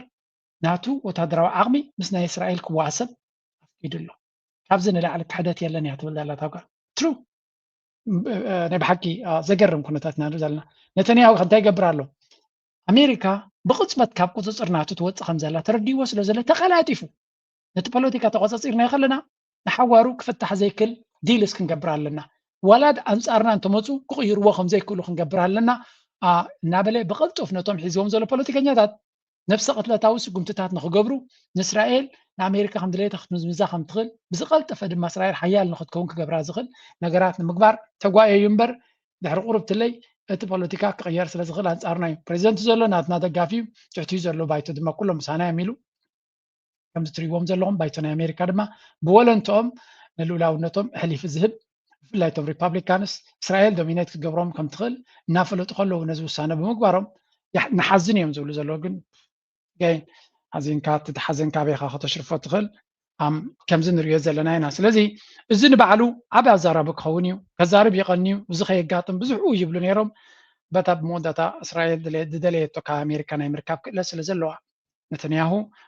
ዝገበረ ገይሩ ነታ ጉዳይ ወዲእዋ ኣሎ ማለት እዩ would end U.S. sovereignty. This is the most consequential thing that has happened in the history of our government, in my opinion. This is the single most consequential thing. This is the one thing that hands over control of our nation to a foreign terrorist country. Even if it wasn't a terrorist country, just handed control over our military to a foreign government. Well, that's it. You're no longer your own country. Anyway, this is America. America ዘለኹም enjoy that one. Already እስራኤል ኣብ ቁፅፅር ነይርዋ ንብል ነርና ሕጂ ድማ ናብ ዝገደደ ቁፅፅር ኣትያላ ማለት እዩ ኩሉ እዚ ትሪእዎ ዘለኹም ኣብ ኣሜሪካ ዝግበር ዘሎ ምናልባት ርሑቕ ስለ ዘሎ ንዓና ከይትንክፈና ይኽእል እዩ ኮይኑ ክስማዓና ይኽእል እዩ ግን ኢራዘ ዳይሬክት ኮኔክሽን ምሳና ሌትስ ጎ ቱ ቀርን ኣፍሪካ ሕጂ እንታይ ፅልዋ ኣለዎ ምሳና ንዑ ክንርኢና ሕጂ What does it mean for a nation of more than 130 million people to stand at the crossroads of one of the world's busiest maritime corridors, yet remain cut off from the sea? It is one of the greatest geopolitical paradoxes of our time. The Horn of Africa sits astride the Red Sea and the Gulf of Aden, where global commerce flows between Africa, Europe, Asia, and the Middle East. Every day, thousands of ships transport the fuel, the food, the technology, and the manufactured goods that power the world's economy. It is one of the planet's most strategic gateways. Yet, at the very heart of this region stands Ethiopia, Africa's second most populous nation and the world's largest landlocked country. ከም ትሪእዎም ዘለኹም ብኩሉ ቋንቋታት ብዓረባይ ገድፉ ብእንግሊሽ ሃገራዊ ቴሌቭዥን ናይ ኢትዮጵያ ናብ ሓውሲ ዕብዳን ብዝኸደ ደረጃ ኣበርቲዖም ጎስጓስ ኣንጻር ናይ ባሕር ባህግናቶም ባሕር ንሕና ብዕደይ ሕጋዊ መንገዲ ከሲርና ዝብል ካብኡ ቀፂልካ ኣንጻር ሻዕብያ ብግብፂ ተደፋፊኡ ዝገበሮ ንቃልሲ ህዝቢ ኤርትራ ይነበረን ግብፂ ዝገበረቶ እዩ ነይሩ ኣነ ጥራይ ዝቆፀር ኮንስ 10 ቪድዮታት ብሃገራዊ ቴሌቭዥን ትማል ምሸት ኣብ ሓደ ግዜ ናይ 3-4 ሰዓት ፍልልይ ብዘለዎ መንገዲ ኣብቲ ኢቢሲ ድዮመላ ኢትዮጵያን ብሮድካስቲንግ ኢቢሲ መስለኒ ኢትዮጵያን ብሮድካስቲንግ ኮርፖሬሽን ዲገለ ዝበሃል ካልኦት ከምታት ኣለው ሃገራዊ ቴሌቭዥናት ሓደ 10 ቪድዮታት ኣግሬሲቭ ብዝኾነ ታብነይልስ ንሻዕብያን ህወሓትን ንኤርትራ ፕሬዚደንትን ህወሓትን ግብፅን ከም ገለ ደም ከም ዘለዎም ኣምሲልካ እናገበርካ ማለት እዩ ዳርጋ ኦብሰሽን ናብ ፅላለ ዝኸደ ደረጃ ክንብል ንኽእል ኢና ኩሉ እቲ ብልፅግና ዝኸደ ዘሎ ናይዚ ኩሉ ኤርትራ ምስ ግብፂ ዶ ምስ ገለ ትገብሮ ዘላ ስለ ዝረኣየ ማክሲመም ናይ መወዳእታ ሻትሻይ ማርሻይ እትይሉ ዘሎ ነቲ ፕሮፓጋንዳ ናቱ ብፍንጃሩ ከም ዝኣኸለ ኢኻ ትፈልጥ ዝኾነት መኪና ደረጃ ኣለዋ ክትከደሉ ትኽእል ለሰይ ክንደይ ሆርስ ፓወር ሓይሊ ፈረስ ኣለዋ ፍሉጥ እዩ ኣብቲ ናይ መወዳእታ ደረጃ ክትበፅሕ ከለካ ተንቀጥቀጥ እያ እታ መኪና ቀጥቀጥቀጥቀጥቀጥ እያ ትብል ብኸምኡ ደረጃ ክትቅፅል ትኽኢልካ ናይ ሓደጋ ደረጃ ናይ ሓደጋ ምግጣም ትኽእሎ እናዓብየ ዝኽእል ቤዚክሊ እንታይ ኢና ንርኢ ዘለና ብልፅግና ብናይ መወዳእታ ፍጥነት ይኸይድ ኣሎ ዝኾነ ይኹን ንእሽተይ ፀገም ናብ ዝገደደ ሓደጋ ክወስዶ ከም ዝኽእል ንምግማቱ ከቢድ ኣይመስለንን ከሪአኩም መንግስቲ ኤርትራ እውን ዋላ እኳ ደንጉኝ እንተሎ ሕይል ዝበለ መልሲ ክቦ ጀሚሩ ኣሎ ከሪአኩም እንታይ ዓይነት መልሲ ይህብዎ ከም ዘለዎ ክንርኢና ናም ብዙሕ ሓበሬታታት እንዲ ዘሎ ግን ንእሽተይ ነዚያ ጥራይ ክበኩም ኢትዮጵያ ዓባይ ሃገር ብዙሕ ህዝቢ ዘለዋ ኣብ ደገ ባሕሪ ዝሰኣነት እዮም ዝብሉ ዘሎ ስትራቴጂክ ፕሮክሲሚቲ ወላ እኳ ናብ ባሕሪ ዝቐረበት ትኾነት ደይ መደይ ተባሂሉ ካብ ባሕሪ ዝተቆረፀት ቆሪፅካ ዝኣለኸያ ኢዝ ኣት ሃርት ኦፍ ሆርን ኦፍ ኣፍሪካ ኣብቲ ልብዶ ወላ ኮላሊት ናይ ቀርኒ ኣፍሪካ ኣብ ከባቢ እቲ ቀይሕ ባሕሪ እያ ዘላ ግን ንኤርትራ ደይ መደይ ኢሎም ተሻሪኾም እዮም ኣልዮማ ፎሬን ፖርት ሪላያንስ ን30 ዓመት ብፍቃዶም ናብ ዝደለይዎ ከይዶም ዝጥቀምሉ ዘለዉ ን30 ዓመት ናብ ናይ ካልእ ባሕሪ ከም ንኸይድ ተገዲድና ኢና ኢትዮጵያ has relied entirely on neighboring countries of course ባሕሪ ተደይብልካ ናብ ካልእ ክትፅጋዕ ከም በርዳራ ትገብር ባሕሪ የብለይን ኢሉ ምንን ዝብል ናይዚኣቶም ነውሪ ናይዚኣቶም ዘረባ እኮ ካልኣይ እኳ ዘይብሉ every essential import ኩሉ እቲ ዘድልየና ማዕድን ይኹን ነዳዲ ይኹን መግቢ ይኹን መድሃኒት ብናይ ካልኦት ኣፍ ደገ ባሕሪ ኢና ነእትዎ like ab ዓለም ንመጀመርያ ንሳቶም ላንድ ሎክድ ዝኾኑ ይመስሉ there are a lot of countries ኣብ ደገ ባሕሪ ዘይብለን ምናልባት ኣብ ገለ ክፋል ተኻሪኻ ብሓደ ገዛ እቲኻ ስለ ዝነበርካ ናትካ ገዛ ኮይኑ ክስማዓካ የብሉ so again the prison of geography ሱራት ናይ ጂኦግራፊ ኢና ዝብል ናይ ብልፅግና ፕሮፓጋንዳ ደጋጊሞም ባዕሎም ነቲ መራሕዮም ስለ ዝበሎም ከም ሓደ ዓብ ልቦና ገይሮም እዮም ዝገልፅዎ so እንታይ እዮም ዝብሉ ዘሎ global standard with 90% of global trade moving by sea maritime access is a foundational for industrialization ስለዚ ቁጠባ ናትና መብዛሕትኡ ንግዲ ብባሕሪ ስለ ዝኸይድ ንሕና ተዓፂና ኣለና ዝብል ዘረባ ኢና ንስምዕ ዘለና ክትዕፀውን ዲኹም ሕልሞም እሱ እዩ ብሽርክነት ብፅቡቅ ዝምድና ክረኽብዎ ዝግብኦም ነገራት ገዲፎም ናብ ከምዚ ኣትዮም ኣለዉ ስለዚ ምናልባት ክንደኹን ዝንግፀልና ኣካል ንረክብ ንኾን ካብ ዝብል ዝብገስ ዘረባ እዩ ኣብዚ ጥራይ ዝተሓፅረ ግን ኣይኮነን ብፍላይ ንህወሓት ምስ ትግራይ ክገብርዎ ዝኽእሉ ኩነታት ይርዩ ስለ ዘለው ንትግራይ አግሬሲቭሊ ምስ ኤርትራ ሓዊስካ ዝህረም ዘሎ ዝማራዩ እዚ ታሪክ ውስጥ አጋርነትና ታማኝነት የረጅም ጊዜ ስትራቴጂያዊ መሰረቶች ተደርገው ይወሰዳሉ። መጀመሪያ ነዚ ህወሓት ዓብዪ ኤክስ እዚ ኣብቲ ታብኔልኩም እዩ ኣብቲ ውሽጢ ቪድዮ ድማ ንሕና ደእተና ኣይኮናን ሃገራዊ ቴሌቭዥን ዝገብሮ ዘሎ እዩ ናይ ቁጣዒ ክንዲዚ ዓይነት ኤክስ ምግባር ምሻለካ ሓደ ዓንጃል ናይ ሶሻል ሚድያ ተጠቃሚ እንታይ ገብር እቲ ሎጎ ክንድገለ ነቲ ስእሊ ዓብዪ ኤክስ ገይሩሉ ብዛዕባ ይዛረብ ከም ትሪእዎ ዘለኹም ብልፅግና ድማ ናይ ቆልዑ ባህሪ ስለ ዘለዎ ክንድገለ ኤክስ ገይሩ መዓልታዊ ንሰብ ንምድንጋጽ ላለፉት 6 10 ዓመታት በኢትዮጵያ የፖለቲካ ምህዳር ውስጥ ለቆየ እዚያ ድማ ታ ድፈትዋ ስእሊ ኣብ ዝዋን እዚ ደብረፅዮን ኤርትራ ምግበይ ግብፂ እዚኣ ሓንቲ ካብቲ ተሻሪኾም ንባሕሪ ናይ ኤርትራ ንኤርትራ ናብ ፅነታ ንክትረክብ ዝገበሩ እዚኣቶም እዮም ሎሚ ድማ ንኢትዮጵያ ክመቕልዋ እዮም ዝደልዩ ዘለዉ ዝብል ፕሮፓጋንዳ ክነዝሑ እዮም ዝፍትኑ ዘለዉ ብሓፈሻ ብልፅግና አንጀልና ናቱ በኋላ እውን ክንዱ ዝኣክል ፍቅሪ ክገብሩ ንዘይክእሉ ንዘይደልዩውን እንትኾኑ ደፊኡ ባዕሉ ናብ ፍቅሪ ዘብፅሕ ስርዓት እዩ ከም ብልፅግና ሲ ለጋስ ፓርቲ የለን ንኤርትራ ሲ በቃ ደፋፍዩ ምስ መሓዙታ ሲ ኢድን ጓንትን ከም ትኸውን ዝገብራ ዘሎ ንግብፂ ደፋፍዩ ንተጋሩ ንህወሓት ደፋፍዩ ንፋኖ ደፋፍዩ ንሸነ ደፋፍዩ ንኩሎም ደፊዩ ናብ ኤርትራ ይትቦ ንሰራዊት ሱዳን አልቡርሃን ደፊዩ of course ብልፅግና ስለ ዝደፍኦም ኣይኮነም ኤርትራ ምሕዝነት ዝፈጥሩ ዘለዉ ግን ንጉሆም ምሸትን ከም ፀላኢ ገይሩ ከጥፋእካ ዝደሊ ሓይሊ እንተሪኢኻ ከይፈተኻ ኢኻ ምሕዝነት ትገብር ንሓደ ፀላኢ ድማ ነዚ ፀላኢ እዚ ድማ በቲ ንሱ ዝርድኦ ቋንቋ ጌርና ኢና ክንኣልዮ ክትብል ድማ ንቡር እዩ ሓድሽ ነገር ኣይኮነን ኣብ ታሪክ ፍሉጥ ነገር እዩ እዚ ጉዳይ እዚ ከም ንሪኦ ዘለና ድማ ብልፅግና በዓሉ ብዝገብሮ ዘሎ ኣካይዳ ነዛ ከባቢ ከምዚያ ገይሩ ጽቡቅ ገይሩ ምሕዝነት ፈጢርላ ኣሎ ለህገወጡ የህወሓት ቡድን ክህደት ዋነኛው ስትራቴጂያዊ መሳሪያና የህልውና ማስጠበቂያ ስልት ሆኖ አገልግሏል። በአንድ ወቅት አገር ሲመራ የነበረው ይህ ቡድን የፖለቲካ የበላይነቱን ባጣ ማግስት የወሰደው እርምጃ ኩሉ እቲ ዝብልዎ ዘሎ ካብ ታሪክ ጀሚሮም ኣብዚ ሕጅረዩ ናይዚ እንታይ ገብሩ ጀሚሮም ኣለው ናይዞም መራሕቲ ተጋሩ ዝዛረብዎ ዘሎ ቆሪፆም በአምሓርኛ ተርጉሞም ፕሮፓጋንዳ ክሰርሑሉ ኣብዚ ሲናገሩ ይደመጣሉ። እቲ መበገስን ቀታልን ኮን ዝኽእል ዝነበረ ሰሜን እዚ ያ ስጋትና አደጋ ሊሆን የነበረው የሰሜን እዝ ሳይቀድመና ሳይሰለቀጠ አስቀድመ መምታት አማራጭ ያልነበረው እርምጃ ነበር። ይህም ኃይል በውስን ሚሊሻና ልዩ ኃይል አማካኝነት ነው ሕጂ ዝገብርዎ ዘሎ ዘረባ ነቲ ሰሜን እዚ ዝሃረሙ ንሳቶም እዮም ሃሪሞም ካሕጂ ድማ ክሃርሙካ ይዳለዉ ኣለዉ ኢሎም ፕሮፓጋንዳ ክገብሩ እዮም ቀፅሉ ኣብዚያ ካልኣይ ትምፅኦማ ዘለዉ ከርየኩም እየ ኣነ ብዚ ምፅያ ነይረ ንሳቶም እውን ኣይሓመቑን ነታ ዘረባ ተረዲኦማ እዚያ መስምዖናይ መንጆሪኖ አራጭ መውሰዱን ቀጥሎበታል። ሀገርን ለመከራ ህዝብን ለእልቂት ሲዳርጉ የእድሜ ዘመናቸውን የፈጁት የህገወጡ የህወሓት ሰዎች ዛሬም ፉከራና ሽለላ ላይ ናቸው። ከጠመንጃ ሀሳቤ ሊላቀቁ ያልቻሉት የህገወጡ ቡድን ሰዎች ዛሬም ሌላ እልቂት፣ ሌላ መከራ ሀገርና ህዝብ ላይ እየጠሩ ነው። ጦርነት ለመክፈት የሚያስችሏቸውን ዝግጅቶችንም እያደረጉ ከስማዕኩም የሓንቲ ድሓን ጊዜ ሃቡኒ ወደብ ዓሰብ ክህልወና ኣለዎ ኢሉ ኣብ ፓርላማ ከይተረፈ ኣብይ ኣውጅ ነይሩ። ጠቅላይ ሚኒስትር አብይ አህመድ የአሰብ ወደብ ሊኖረን ከምዚያ እትሪእዋ ዘለኹም ነዛ ናይ ወደብ ድበላ ዳይ ዝወዲ ኣብኣ ከሎ ክንምንታይ ኣብ ተተፋነን በፂሖም ከም ዘለዉ ኣነ ሸር ገይረልኩም ነይረ። ብልፅግና ንኤርትራ ንልኡላውነታ ክደፍር ስለ ዘድልዩ ኤርትራ ምሳና ፅምዶ እንተገይራሲ ተገዲዳ እያ ትገብሮ ዘላ ኢሉ ነይሩ። ምክንያቱ ባዕሉ ወደባ ብሓይሊ ክምንጥላ ከም ዝደሊ ዘሎን ልኡላውነታ ክደፍር ይደሊ ስለ ዘሎ ኤርትራውያን ልኡላውነቶም ተደፊሩ ናይ ግድን እዮም ክቃለሱ ዳትስ ዋይ ድማ ኣብዚ ኩናት እዚ ኣብዚ ጉዳይ እዚ ተደፊኦም ምሳና ክሰርሑ ዝግደዱ ዘለው ንዝበላ ቆሪፆም እንታይ ይብሉ ለሶም ኣብ ደገ ባሕሪ ከይትረክብ ኢትዮጵያ ኣንጻርና ዝሰርሑ ዘለው ብምባል ናይ ፅምዶ ስእሊ ናይ ህወሓትን ኤርትራን ናይ ፕሬዚደንት ናይ ኤርትራን ደብረፅዮንን ገለን ዘለዎ ንግሆም ምሸትን ንሱ ኮይኑ ዘሎ ኣጀንዳኦም እቲ ዕላማ ድማ ደይሲ ሓደ ነገር ይረኣዮም ኣሎ ሓቆም እዮም ካብ ክረኣዮም ምክንያቱ እቲ ጉዳይ ንፁር እናኾነ እዩ ዝመፅእ ዘሎ they can avoid this thing now ካብዚ ጉዳይ እዚ ካድሙ ይክእሉን እዮም ሓንቲ ነገር ኣላ ኣብዚያ እንታይ ኢሎሞም ኣሎ መሲልካ እቲ ወላ ንትሶም ዝርድኦም ዘሎ ካልእ ሰብ እውን ተረዲእዎ ስለ ዘሎ ለሚሸው እዩ እንታይ ይብልሎ ብዚ መሲልኩም ሓንቲ ሓደ ናይ ኣምሓራ ሚድያ ዝበላ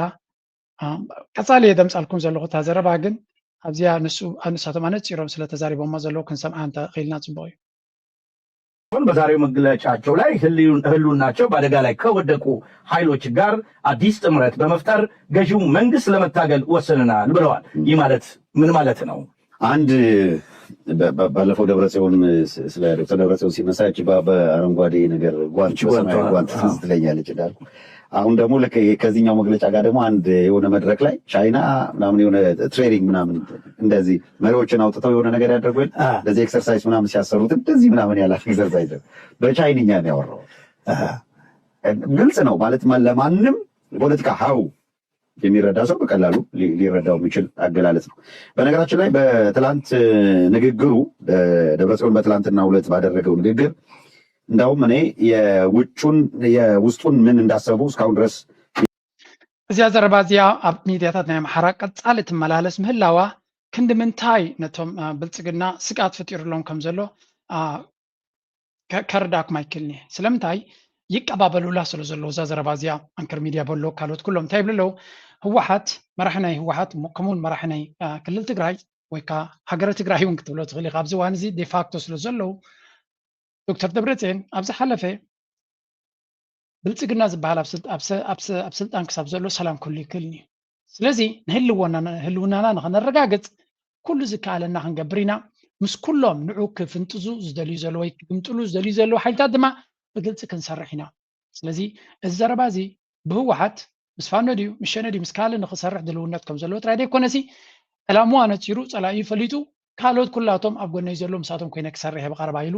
ብመራሕቱ ደረጃ ብዓበይቲ መራሕቱ ደረጃ ተደጋጋሚ ስለ ዝገለፀ እንታይ እዮም ዝብሉ ዘሎ እዚኦም ፖለቲካ ንዝርድኦ ንፁር ዝኾነ መልእኽቲ መፂዎ ዘሎ ንፁር ዝኾነ ብሱዳን እንተኾነ ብግብፂ እንተኾነ ብኤርትራ እንተኾነ ኣብ ውሽጢ ኢትዮጵያ ብዘለዉ ሓይልታት እንተኾነ ብኩሉ ንፁር ዝኾነ መልእኽቲ እዩ ምናልባት ሓንቲ ነገር ጥራይ ክበኩም እንታይ ዝበሃል ዘረባ ኣሎ መሲልኩም ህወሓት እዚ ኦሮሞሲ ናይ ኦሮሞማ ስርዓት እንዲ ናይ ብልፅግና ዝበሃል እቶም ሸነሲ እንታይ መርገፁ ይህልዎም ንኣብነት ብልፅግና ኣዲስ ኣበባ ዲያሎግ ክገብር ኣለኹ ሰላም ንክገብር ይብል ኣሎ እቲ ሸነ ዝበሃል ወይ ካትኦላ እንታይ መርገፂ ክህልዎ ኸል ኣብዚ ጉዳይ እዚ ንዝብል ስምዑ ብዚ OLF-OLA reject national dialogue process. An opposition coalition and the Oromo Liberation Front Oromo Liberation Army, or OLF-OLA, have rejected Ethiopia's national dialogue process, describing it as incapable of addressing the country's political and security challenges. In a statement released this week, the Ethiopian Cooperate for Victory and Transition, or ECVT, called the initiative a mock dialogue, arguing that while national dialogue is widely recognized as a tool for peaceful conflict resolution and political transition, the process underway in ኦላ ዝበሃል ናይ ሸነ ማለት እዩ ከምኡ ድማ እቲ ናይ ህዝቢ ኣብ ክልል ኦሮምያ ኮይኑ ዝቃለስ ዘሎ ብረት ኣልዒሉ ብፖለቲካን ዝቃለስ ዘሎ ነቲ ብልጽግና በአዲስ አበባ ዝገብሮ ዘሎ ዲያሎግ ሞኖሎግ ኢልዎ ዲያሎግ ኣይኮነን ዝገብር ዘሎ ንሱ ምስቶም ናቶም መዝሙርን ደርፍን ዝፈልጡ ብልጽግና ካድረታቱ ተኣኪቡ ሰላም ኣይኮነን ዝገብር ዘሎ ከመይ ገይሩ ጸላእቲ ስዕሪ ዝምህዝ ዘሎ ስለዚ ዲያሎግ ኢልና ይንኣምነሉን ናይ ሰላም መስርሕ ይገብር ኣሎ ዝብል እምነት የብልና ንሕና እዮም ዝብሉ ዘሎ ስለዚ እዚ ሓደ ዓባይን ሓፋስን ጽፍዒት እያ ተጋሩ ህወሓት ማለት እዩ እዚ ሰላም እዚ ግቡእ ናይ ሰላም ኣካይዳ ዘለዎ ስለዘይኮነ ኣይንሳተፎን ኢና ኢሉ ፋኖ ጠቕላላ ኣይንሳተፎን ኢና ኢሉ ሸነ ድማ እዚ ዲያሎግ እዚ ንህዝቢ ኢትዮጵያ ዝውክል ኣይኮነን ኦሮሞ እውን ዝውክል ኣይኮነን ስለዚ ብልጽግና ምስ ኣዳኸርቱ ዝገብሮ ዘሎ ይብሉ ኣለዉ ስለዚ እቶም ሰለስተ ዝርአ ወታደራዊ ዓቕሚ ዘለዎ ኣብ ባይታ ድማ ንነዊሕ እዋን ዝቃለሱ ዘለዉ ሰለስቲኦም ብልጽግና ዝበሃል እሱ እቲ ሓደጋ ዝብሎ ዘሎ ናይ ሰላምን ናይ ገለን ፌክ ድማ ወላ ሓንቲ ትርጉም ዘለዎ ይኮነን ይብሉ ኣለዉ ካብዚ ንላዕሊ ንጹር ዝኾነ ሽግር ከጋጥሞ ይክእል ብልጽግና ምስ ሱዳን ዘለዎ ሽግር ርኡይ ዝኾነ እዩ ምስ ኤርትራ ዘሎ ሽግር ልዕሊ ማንም ዝነፀረ ኩነታት እዩ ኣብ ዓቕሊ ፅበት ከሎ ድማ ኣንጻር ኤርትራ መመሊስ እዩ ጉድጓዱ ዝኽዕድ ኣሎ ኣብ ሽግር ዘሎ ሰብ ኣብ ጉድጓድ እንተኣቲኻሲ ተዋሓደ ምኹዓት ከተቋርፅ ኣለካ እዩ ዝበሃል ብልጽግና ትራክተር ገይሩ እዩ ዝኽዕድ ዘሎ ዶዘራት ኣምፅኡ ማሽናት ኣምፅኡ ዝኽዕድ ኣሎ መዋፅኦ ይፍጠረልካ ጥራይና ንብሎ መዋፅኦ እኳ ቤንክ ይፍጠረሉ ሰው ነዚኣ ተመሊስካ ምስቲ ናይ ደብረፅዮን ገይርዋ ኣሎ ዝብልዋ ዘለዋ ተሓይስካ ተሪኻያ እቲ ናይ ሚድያ ናይ ኣምሓራ ዝብሎ ዘሎ እንታይ ይብላ ኣሎ ኮር ኦብጀክቲቭስ ብህወሓትን ዶክተር ደብረፅዮንን ነፂሩ ዘሎ ዲፊቲንግ ሰንትራል ጋቨርንመንት ቀዳመይቲ ዕላማ ነቲ ማእከላዊ መንግስቲ ናይ ብልጽግና ማለት እዩ ምስዓር ፒኤልኤፍ ፍሬምስ ዲፊቲንግ ሩሊንግ ሬጂም ኣት 4 ኪሎ as the only path to ensuring the survival of the people of Tigray ስለዚ ዶክተር ደብረፅዮን መራሒ ናይ ክልል ትግራይ ማለት እዩ እንታይ ይብላ ኣሎ ሰላምን ርግኣትን ቀጻልነትን ህላወ ናይ ህዝቢ ትግራይን ናይ ክልል ትግራይን ንምርግጋፅ እቲ እንኳ ኣማራፂ ነቲ ኣብ 4 ኪሎ ዘሎ ናይ ብልጽግና ስርዓት ካብ ስሩ በንቁስካ ምእላዩ ኢሉ ኣሎ mutual defense cooperation እዚ ድማ uniting the other threatened domestic groups to counter joint existential risks ነዚ ንምግባር ድማ ምስ ካልኦት ልውላውነቶም ተደፊሩ ረብሖም ተጎዲኡ ኣብ ቃልሲ ዘለዎ ምሳቶም ብሓደ ኮይና ሓባራዊ ቃልሲ ከነካይድ ኣለና ይብላ ኣሎ ሚሊታሪ preparedness ወታደራዊ ድልውነት signaling that TPLF has built sufficient capacity and readiness to execute these plans ህወሓት ድማ ዝኣክል ወታደራዊ ምድላዋትን ዓቕምን ነዚ ኣውፅይዎ ዘሎ ዕላማ ከብፅሖ ዝኽእል ኣዳልዩ ከም ዘሎ ድማ ገሊጹ ኣሎ እዚ ዓዊልካ ምዝራብ ንባዕሉ ንብልጽግና ናይዚ ኩሉ ዓብዪ ኤክስ ንህወሓት ገይሩ ዝጭድረሉ ዘሎ መርኣያናት እዩ ስለዚ ብኩሉ ሓደ ዓይነት ፅፍዒት ይገጥሞ ስለ ዘሎ እቲ ህወሓት እቲ ብልጽግና ዝእው ዘሎ regime reaction and propaganda war the central government has reacted with visible anxiety releasing high level statements from Prime Minister Abiy Ahmed Field Marshal Burhan Jula bla bla ኩላቶም ሩኡይ ዝኾነ ፍርህን ራዕድን ኣትይዎም ከም ዘሎ ካብ ኩላቶም መራሕቲ ዝወፁ ዘሎ መግለፂ ብምርኣይ ክትግንዘብ ትኽእል እዮም ዝብሉ ዘሎ very true ኣብ ልዕሊኡ ድማ the Red Sea and Eritrea factor ነዚ ኩሉ ድማ ጠመም ወስኸሉ ናይ ኤርትራ TPLF's external alliances implicitly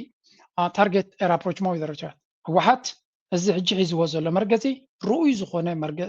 ዝምድና ምስ ኤርትራ ብምምስራት እውን ይገብሮ ስለ ዘሎ እዩ ስለዚ ምስ ኤርትራ ፅቡቅ ዝኾነ ዝምድና መስሪቱ ስለ ዘሎ ካብኡ ዝተመርኮሰ እውን ኣሎ strategic alignment between Tigray and Eritrea undermines PM Abiy's potential strategy of turning the two against each other እዚ ዓብዪ ፅፍዒት ንብልጽግና ኮይኑ ዘሎ ኣብ መንጎ ትግራይን ኤርትራን ዘሎ ዝምድና ጠቕላላ ተፀጊኑ ኣብ ፅቡቅ ደረጃ ዝምድና ስለ ዘለው እዚኦም ክልቲኦም ሓይልታት ድማ ጂኦግራፊካሊ ስትራቴጂካሊ ሂስቶሪካሊ ኩሉ ግዜ ብሓደ ሰሪሖም ውፅኢት ከምፅኡ ዝኽእሉ ስለ ዝኾኑ እዚ ሕጂ ተፈጢሩ ዘሎ ታሪኻዊ ፍፃመ ናይ 91 ክድገመሉ ዝኽእል ምናልባት ካብቲ ናይ 91 ዝቐለለ ዝገብሮ ኣብቲ ግዜ እቲ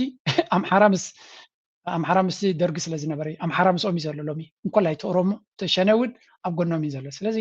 እቲ ዝቐለለ ስራሕ ክኸውን ከም ዝኽእል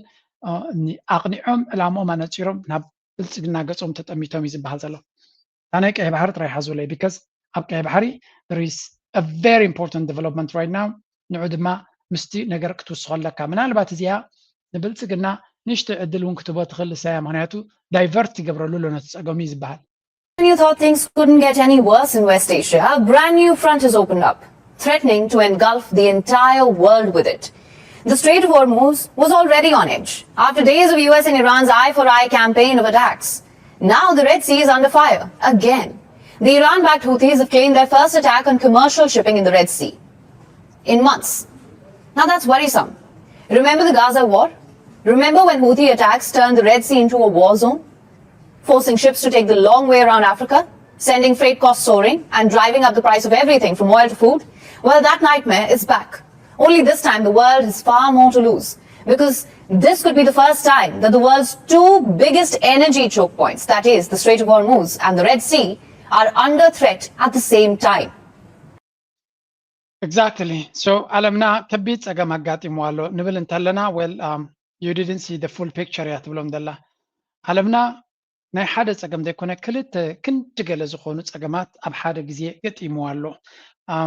ሑቲ ኦሬዲ ስርሑ ብወግዕ ጀሚሩ ስትራቴጂ ናቱ ድማ ኤግዜኪዩት ክገብር ጀሚሩ ከም ዘሎ እዩ ዝንገር ማለት ማለት እዩ ካብ ወደባት ናይ ስዑድያ ዝብገስ ነዳዲ ናብቲ ዝኸይድ ዘሎ በዚ ዝሓልፋ ዘለዋ ከዓፁን ክሓርምን ጀሚሩ ኣሎ there is a very good exception ኣብዚ ሓንታ ገዳሲት exception ኣጋጢማላ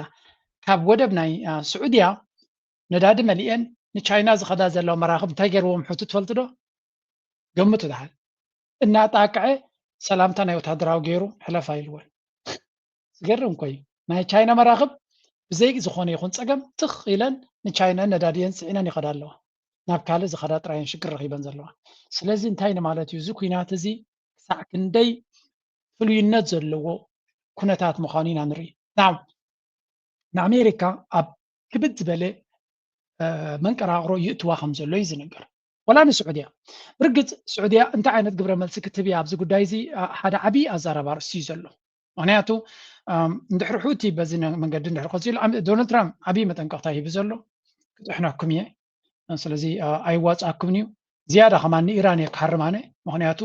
ንሑቲ ኣነ ጠጠው ከብሎም ስለዘይክእል ኢራን እዩ ጠጠው ከብሎም ዝኽእል ስለዚ ኢራን ንሑቲ ጠጠው ተደቢልኩሞም ባዕለይ ከኣትወኩም እየ ዝብል ተወሳኺ ፈኸራ ሂብሎም ኢራናውያን ግን ብፈኸራ ዝሰምዑ ከም ዘይኮኑ በጃኻ እንደምኸሮ ይብለው እቶም ደገፍቲ ናቱ ኢራን ዝበሃል ሃገር ፈኸራ ዝሕምሞን ዝስምዖን ሃገር ኣይኮነን ኢሎም here is one that's been used. It travels about 12% of global trade. About 30% of container vessels go through that route. And it's worth pointing out, unlike the Strait of Hormuz, there's only way out of the Persian Gulf is via that. Whereas for the Red Sea, you can go up north to the Suez Canal or down to the Bab al-Mandab Straits. Now, one of the reasons that the global shipping use that is quite ሕጂ እንታይ ይብላ ኣሎ ወላ እኳ ባቤል መንደብ ሑቲ ክዓፅዎ እንተኻሉ ከም ወሽመጥ ሕርሙዝ ኣይኮነን ኢሉ ወሽመጥ ሕርሙዝ ተተዓፂኻ ኣኺልካ ያብኣ ልኩት ኢልካ ካ ትተርፍ ባቤል መንደብ ንሕሪ ዓፂልካ ግን ወላ እኳ ምቹእ እንተደይኮነ ነዊሕ ርሕቀት ኣፍሪቃ ምልእ ትኸሊልካ ናብ ኤስያ ክትከይድ ትኽእል ኢኻ ስለዚ ኣጋይን ክቡር ክኸውን እቲ ነገር ግን ተኽእሎስ ኣሎ እዩ ይብላ ኣሎ እታ ዝብላ ዘሎ ዘረባ ግን ምልእቲ ዘረባ ኣይኮነትን ምክንያቱ ሑቲ ዝበሃል ዘሎ ዝብሎ ዘሎ ካላርስቲ ወላ ነቲ ወደብ ናይቲ ስዑድያ እዩ ዘጠንቅቕ ዘሎ ስለዚ ካብቲ ወደብ ናይ ያምቡዕ ዝብልዎ ዘሎ ካብኡ ዝብገስ እንተሎ እውን ክንውልዖ ኢና እዩ ዝብል ዘሎ ስለዚ ኢትስ ጀስት ነዚ ያምቡዕ ዝብልዎ ዘሎ ወደብ ኣብኡ ዝኣትዋ መራኽብ እውን ክንሃርም ንኽእል ኢና እዮም ዝብሉ ዘሎ እዚ ንሪኦ ዘለና ኩነታት ድማ ክሳዕ ክንደይ ሕልኽላኽ ከም ዘሎ እዩ Arabian ships only. Well, part of the answer lies in that is that Saudi Arabia has realised that its exports are crucially dependent on the Strait of Hormuz. So back in the 80s, it built a pipeline, 1,200 kilometres pipeline, across to the west to the port of Yanbu, which allows it to offload its crude oil exports into there. Now, the challenge there, of course, is that they put it into very large crude vessels, up to 250,000 tonnes. And the challenge with those is that they're too heavy. They've got too low a draft. They can't actually go north through the Suez Canal. They've got a draft of lower than 66 feet. So one ሕጂ ክልተ ነገራት እዩ ዝነግር ዘሎ መጀመርያ ስዑድያውያን ስትራቴጂካዊ ኣተሓሳስባ ዘለዎም ሃገር ምዃኖም በዚ ካትሪ ኣብ ሰማንያታት በቲ ዝነበረ ናይ ሽግራት ካብኡ ተማሂሮም ወሽመጥ ሕርሙዝ ዝበሃል ዘተኣማምን ስለ ዘይኮነ ንሕና ካልእ ፕላን ቢ ክህልወና ኣለዎ ብምባል ዓብዪ ኢንቨስትመንት ገይሮም ካብቲ ምብራቃዊ ክፋል ናቶም ናብ ምዕራባዊ ወደብ ናቶም ቡ ገይሩ ክወፀሉ ዝኽእል መንገዲ ብምግባሮም ሎሚ ቅድሚ 50 ዓመት ቅድሚ 40 ዓመት ዝገበርዎ ኢንቨስትመንት ሎሚ ብሓጎስ ይሰራሰረሉ ኣለዉ ሓደ ካልኣይ እዚ ንሪኦ ዘለና ጉዳይ ወላ እኳ መፍትሒ እንተለዎ ግን ባቤል መንደብ እንተተዓፂዎ እቲ ንላዕሊ ገፅካ ብስዊዝ ከናል ዝኽየድ ውፅኢታዊ ይኮነ ምክንያቱ እተን ዓበይቲ ታንከራት ብፍላይ ንቻይና ንገለን ዝኸዳ በቲ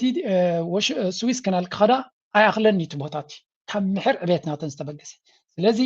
ምናልባት በተናሽቱ ሰለይ ክብሉ ኾኑ ኾልዮም ግን ከም ንሪዮ ዘለና እዚ ጉዳይ እዚ ኦፕቲማል ከም ዘይኮነ እዩ ዝንገር ዘሎ ኣብ ኩሉ እዚ ጉዳይ እዚ ኣበይ ገድፈና ኣሎ ንዝብል ምናልባት ምስ ሑቲ ፖለቲካዊ ምርድዳእ ክብፃሕ ክኽእል ኣሎ ስዑድያ ብሓይሊ ክትበፅሖ ትኽእል ነገር ኣብዚ ድሩት እዩ ዘሎ ምክንያቱ ኣብ መንጎ ክልተ ግንባራት ዘለዎ ሓይሊ ጠጠው ኢላ ከተምፅኦ ትኽእል ነገራት ክሳዕ ክንዱ ክኸውን ኣይክእልን እዩ ስለዚ ከም ናትና ከም ናይ ጎረቤት ኣተሓሳስባ ክንሪኦ ከለና ምስ ሑቲ ጎረቤቶም እዩ ሑቲ ድማ ሕነ ኣለዎ ኣብ ልዕሊ ስዑድያ ኣክቹሊ ያ ምፍላጥ የድሊ ስዑድያ ንሑቲ ነዊሕ በዲላት እናባሃልት እዩ ኣብ ገለ ፖይንት ዕድል ተረኺቦም ክሓርምሉ ዝኽእሉ ኩነታት ስለ ዘሎ እታ ስዑድያ ትበሃል ሃገር ነዚ ጉዳይ እዚ ፖለቲካዊ መዕለቢ ክትገብረሉ ክትክእል ኣለዋ ኤርትራ ንዓና ንኤርትራ እዚ ጉዳይ እዚ ኣብ ከመይ ይፀልወና ንዝብል መጀመርያ ብልፅግና ነዚ ናይ ሑቲ ጉዳይ ከም ሓደ ዓብዪ ኣጀንዳ ገይሩ እዩ ዝጉስጉሰሉ ዘሎ ዝኾነ ነገር ክገብር ስለ ዝኽእል ኣይኮነን ወላ ሓንቲ ክገብር ከም ዘይክእል ድማ ኩሉ ሰብ ይትፈልጥ ደካን ድወይነተ ኣይኮነን ንሑቲ ጠጠው ከብል ኣይኮነሲ ኣብ ውሽጡ ዘሎ ፀገማት ክፈትሕ ዘይካለ ግን ብዝተኻለ መንገዲ ኣጀንዳ ንክረክብ ማራ እዩ ዝጥቀመላ ዘሎ ዛርስ እዚኣ ኤርትራ ነዚ ኩነታት እዚ ክሳብ ሕጂ ፅቡቅ እንዳያፃወተሉ ዘላ ምስ ግብፂ ፅቡቅ ዝምድና ገይራላ ጅርማ ምስ ስዑድያ ምስ ክልቲአን ሃገራት ቀጥታዊ ርክብን ዘተን ክትገብር ምኻላ ንኤርትራ ኣብ ዝበለፀ ኣብ ፕራይም ቦታ እዩ ዘቐምጥ ኣባህላ ያኔ ወላ እኳ እቲ ሓደጋ ሑቲ መጀመሪኡ ይኮነን ኣብዚ ቦታ ዝገብር ዘሎ ንመጀመሪኡ ይኮነን ከምዚ ፀገም ዝፈጥር ዘሎ ኤርትራ ግን ኣብዚ ጉዳይ እዚ ብስቕታ ክትሓልፎ ትኽእል እያ ብርግፅ እቲ ምንቅስቃሳት ናይ ኤርትራ ነቲ ሑቲ ክትንክፎ ይኽእል እዩ ብላብላ ክትብል ትኽእል ኢኻ ኣይ ዶንት ቲንክ ሕጂ ብዙሓት ኤርትራውያን ከምኡ ክብሉ ስለ ዝሰምዕ ዘለኹ ያነ ሕጂ እዚ ሻዕብያ ዝገብሮ ኮኒ ነቲ ሑቲ ኣብ ልዕሌና ድሮናቱ ከም ዘዝንብ ክገብሮ እዩ ውሰዳ ሑቲ ክሃርም ተደልዩ ኣብ ጅቡቲ ኣለዎም ናይ ኣሜሪካ በይዝ ክንዲ ገለ በይዝ ኣለዎ ፈጅምኒ ናይ እስራኤል በይዝ ድማ ኣብ ሶማሊላንድ ኣለዎ if you really cares ገለ ነገር ክገብር ተደልዩ ኣብኦም እዩ ክገብር ኣብ ኤርትራ ኣይኮነን ክገብር ስለዚ ዘይተደልየ ዘየለ ፀገም ናብ ኤርትራ ገፅኩም እትጉስጉሱ ጌጋ እዩ ኤርትራ ክሳብ ሕጂ ዝገበረቶ ኣይኮነን ሑቲ ንማንም ዝትንክፍ ነገር ኣይገበረትን ኣላ ጀማላ ሕዚ ሓሊፋቶ ዘላ የግዳስ ነዚ ሕጂ ዘሎ ፀገም ከይመፀኒ ኢልካ ዲፕሎማሲ ናትካ ክትሕፅር የብልካ ሕጂ ኻ ዝያዳ ክትጎይ ዘለካ ንኤርትራ በዚ ኩሉ ዘሎ ፀገም ኣብ ፕራይም ቦታ የምፅዎ ዘላ በዚ ተደላይ ቦታ ሂብዋ ስለ ዘሎ ክትምዝምዞ ክትክእል ኣለዋ ነዚ ምዝመዛ ዝተጠቒምካ ድማ ምስ ንሓዋሩ ንኤርትራ መሓዝ ማለት ኣዝዩ ኣገዳሲ ስጉምቲ ክኸውን ከም ዝኽእል ሓንቲ ለንቅነ ኣብ ካልእ ኣብ ዝኾነ ክትረኽብዋ ዘይትኽእሉ ቪድዮ ክበክም እየ መጀመርያ ምን እዚኣ ስምዕዋ ከተሓዛ ስለ ዘለኹ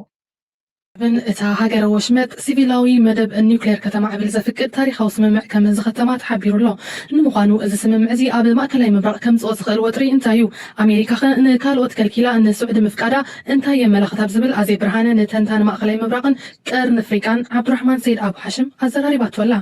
እዚ ስምምዕ እዚ መጀመርያ ንሰላማዊ ተበግሶ ስለ ዝበሃል ካብኡ ዝወፅእ ኣይመስለንን ምክንያቱ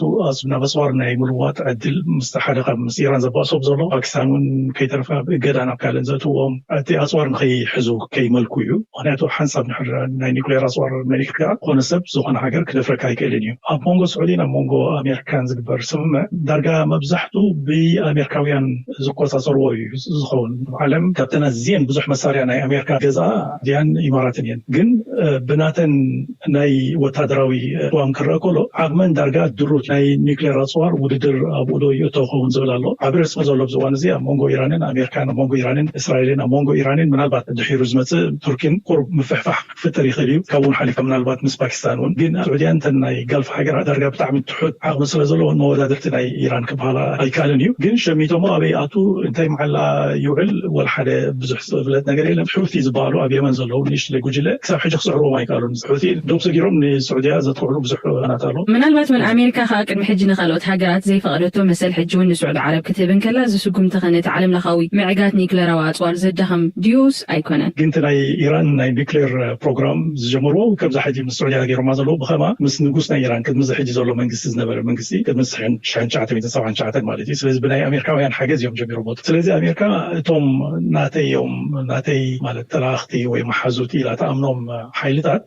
ብዙሕ ፀገም የብላን ኤሌክትሪሲቲ ምፍላይ ከም ኣማራፂ ከዓ ይኸውን እዩ ካብቲ ካልእ ቤንዚናን ካልእን ምጥቃም ብናይ ኒውክሌር ተጠቂምካ ኣሜሪካ ጥራሕ ይኮነት ናይ ኒውክሌር ዓቕምን ኣፍልጦን ዘለዋ ካልኦት ሃገራት እውን ኣለዋ ሕጂ እንድሕር ኣሜሪካ ዘይገብረቶ ምናልባት ምስ ቻይና ምስ ራሽያ ምስ ካልኦት ሃገራት ተፃሚዑ ክገብርዎ ይኽእሉ እዮም ራሽያ ምስ ኢራን ዝስማዕ ነቲ ናይ ኒውክሌር ፕሮግራም ናይ ኢራን ንኸማዕብሎን ብሓንሳብ ክትሓባበሩን ብሓፈሽኡ ግን ኣብዚ እዋን እዚ ምስ ኢራን ኣብ ዝበኣስሉ ዘለዉ ግዜ ኢራን ከዓ ብዕሊ ነፅዋር ኣይኮንኩን ዝጥቀመሉ ንሰላማዊ ጥቕሚ ከውዕሎ ኣብ ትብለሉ ዘላ ኩነታት ነቲ ናይ መርገፅ ናይ ኣሜሪካ ቁርብ ከዳኽሞ ይኽእል እዩ ምክንያቱ ከመይ ጌርኩም ንሓደ ንሰላማዊ መዓላ ከውዕሎ እየ ዝብል ሓይሊ ደብደብኩም ምስቲ ካልእ ሓይሊ ከዓ ከምኡ ዓይነት ስራሕ ትሰርሑ ኣለኹም ተባሂሉ በዚ ነቲ ናቶም ሞራል ሃይ ግራውንድ ክሃስዮ ይኽእል እዩ ከም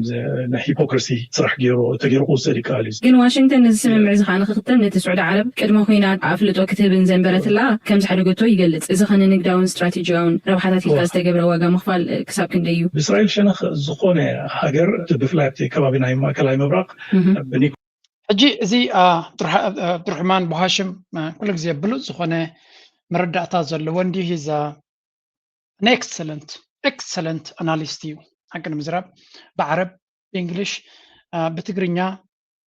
ያድነውስ ብትግረ ካልእ ቋንቋታት እውን ኣብ ሚድያታት ዘቕርብ ሰብ እዩ ኣትሊስት ናይ ዓረብ ኣብዚ ናይ ግብፂ እውን ሚድያ ርእየ ኣለኹ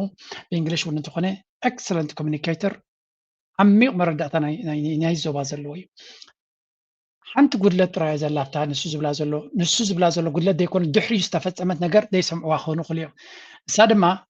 ዶናልድ ትራምፕ ኣብ ዝወዓሎ ዘይሓድር መራሒ እዩ እንተኢለኩም በዚያ ጥራይ እመኑ ሕጂ እውን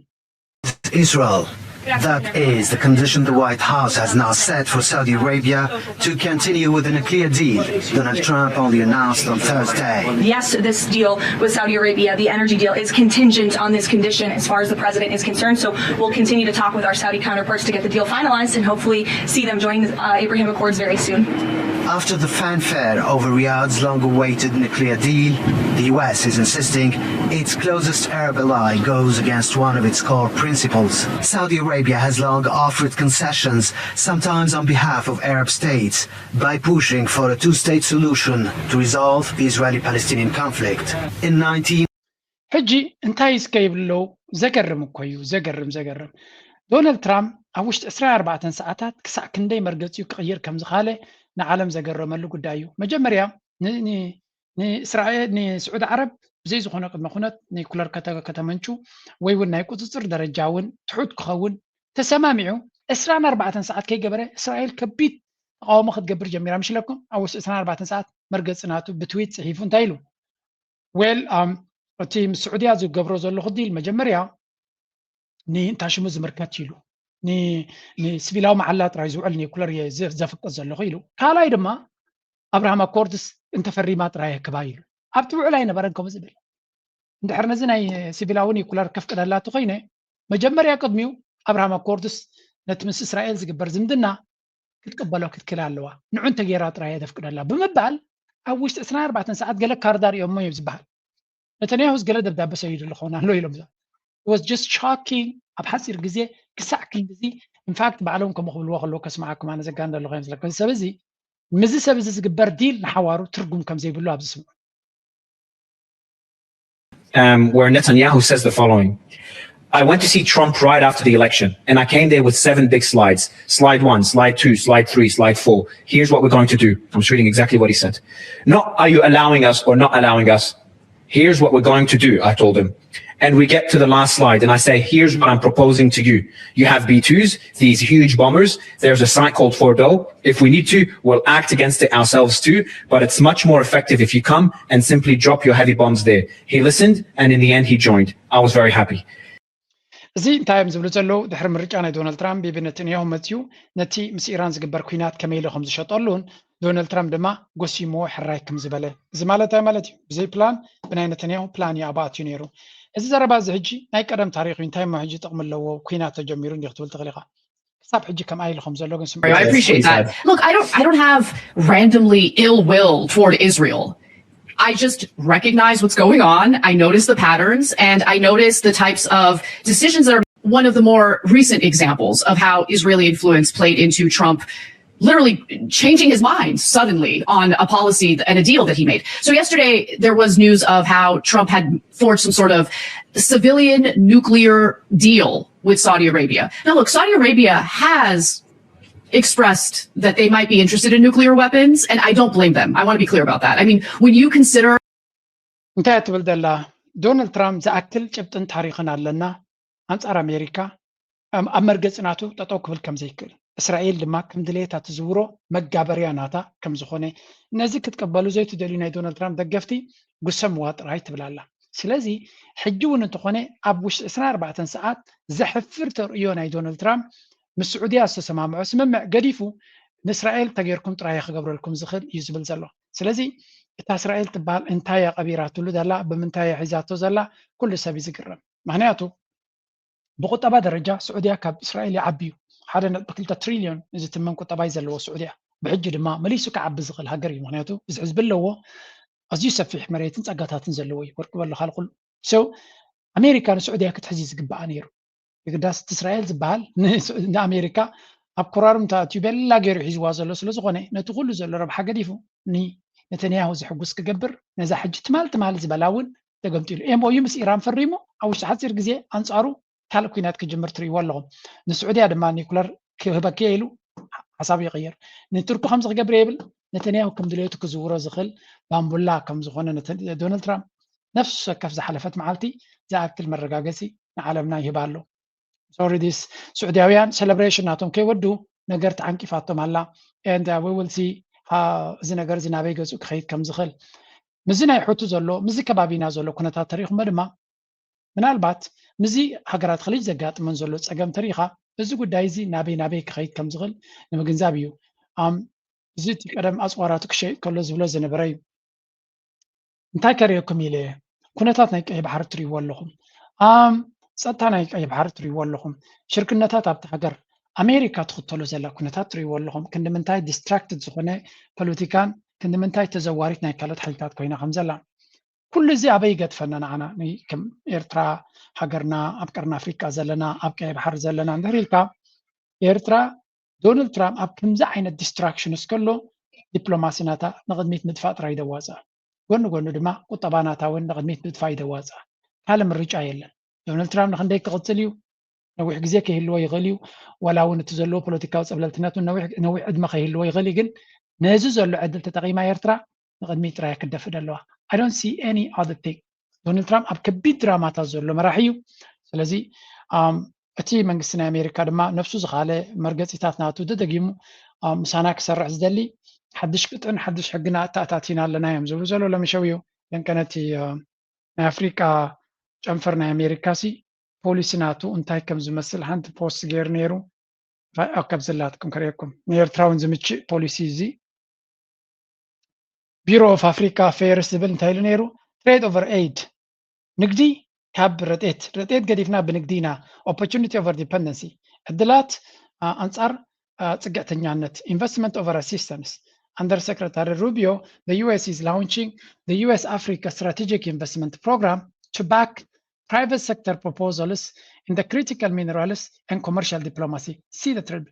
እንታይ ብለኩም ኣሎ መሲልኩም ናይ I think እዚኣ ኣብ ፐብሊክ ዲፕሎማሲ ናይ ኤርትራ ዘለዉ ከምኡውን ምስ ናይ ኤርትራ ኣብ ፖለቲካን ኣብ ቁጠባን ኣማኸርቱ ዘለዉ ነቶም መራሕቲ ክኾንና ኣይትበፅሖም ነቶም ኣማኸርቱ ዘለዉ ግን እዚኣ ዘረባ እዚኣ ኣብ ዝተኻለ መንገዲ ክትበፅሓሉ ትኽእል መንገዲ ክንፅዕር ኣለና ስለምንታይ ከምኡ ብለኩም ኣለዉ ኣሜሪካ ኣድቨርታይዝ እያ ትገብር ዘላ በዚኣ ስእሊ እዚኣ እንታይ ይብል ኣሎ ንሕና ድሕሪ ሕጂ ብንግዲ እምበር ብረድኤት ወይ እውን ብሓገዝ ኣይኮንና ሽርክነት ክንፈጥር ስግዕተኛ ሃገር ኣይንደልን ኢና ምሳና ብዕድላትን ብሽርክነትን ትሰርሕ ሃገር ኢና እንደሊ ካልእ ኢንቨስትመንት ኢና እንደሊ እምበር ሓገዝ ክንህብ ኣይንደልን ኢና ስለዚ ኣብ ትሕቲ መርሕነት ናይ ማርኮ ሩቢዮ ከምኡ ድማ መሳት ብሎስ ናይ ስትራቴጂክ ኢንቨስትመንት ፕሮግራም ዝበሃል ጌርና ኣለና to back private sector proposals in critical minerals and commercial diplomacy ክደግመልኩም እንታይ ይብሉ ኣለዉ ኣብ ኤርትራ ዘሎ ትካላት ብሕፅር ዝበለ ማለት እዩ ንኣብነት ናይ ፖታሽ ዕደና ኣለና ናይ ወርቂ ኣለና ናይ ነሓስ ኣለና ናይ ዚንጎ ኣለና ናይ ካልእ ናይ ገማግም ባሕሪ ኣለና ወላ ናይ ነዳድን ጋዝን እውን ህልወና እዩ ኤርትራ ፕሮጀክት ዘለዋ ፕሮፖዛል ሒዛ ክትቀርብ ክትክእል ኣለዋ እዚ ማለት ድማ ምስ ሓንቲ ኮርፖሬሽን ናይ ኣሜሪካ ክኸውን ይኽእል ብፍላይ ድማ እቲ ናይ ኤነርጂ ሴክተር ወይ ናይ ክሪቲካል ሴክተር ክሪቲካል ሚነራል ሴክተር ዘለዋ ካምፓኒታት ምስኣተን ኤርትራ ስምምዕ ገይራ ነቲ ፕሮጀክት ናታ ሒዛ እንተመፂኣ ከም ሃገር ወይ ከም ዝኾነ ወይ እውን ሓንቲ ካምፓኒ ናይ ኤርትራ ምስ ሓንቲ ካምፓኒ ናይ ኣሜሪካ እዚ ጉዳይ እዚ ንዓና ንሽርክነትን ዲፕሎማስን ነዚና ንጥቀም እዮም ዝብሉ ዘለዉ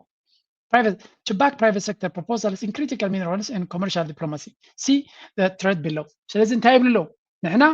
ድሕሪ ሕጂ ምስ ኣፍሪካ ንገብሮ ብዓይኒ ሽርክነት እዩ ልክዕ ከምዚ ቪዩ ግራንት ኦፖርቹኒቲ ንሕና ሂብናዮ ዘለና ኢሎም ኣብዚ ባዕሎም ፖስት ዝገበርዎ እዩ so ኣብዚ ለኩም ዲቴይልስ ናቱ estimated total program funding እዚ ፕሮግራም እዚ